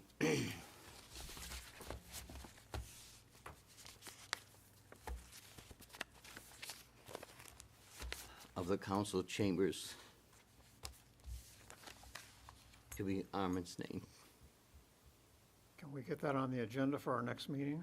Can do that New business? for the May 14th meeting, the regular Yeah, meeting. May 14th meeting, a proposal to rename room 200A as the Armin Bolduc City Council Chamber. Is that, Did you see the suggestion that somebody wrote in that the community center be Yeah, I named did. after Armin? I think this would be more appropriate. And I I'm talked going to with his you, family. whatever you think, so. I've talked to his family, And there's no Okay. reason we can't do both. and they would be honored. Armin J. Bolduc City Council Chamber. Well, I'm going with you then. Okay. All right, so that'll be on the agenda under new business at our next meeting. Any other council comments? None? Okay, in lieu of any objection, I'm going to declare this meeting adjourned at 10:22 PM. Thank you.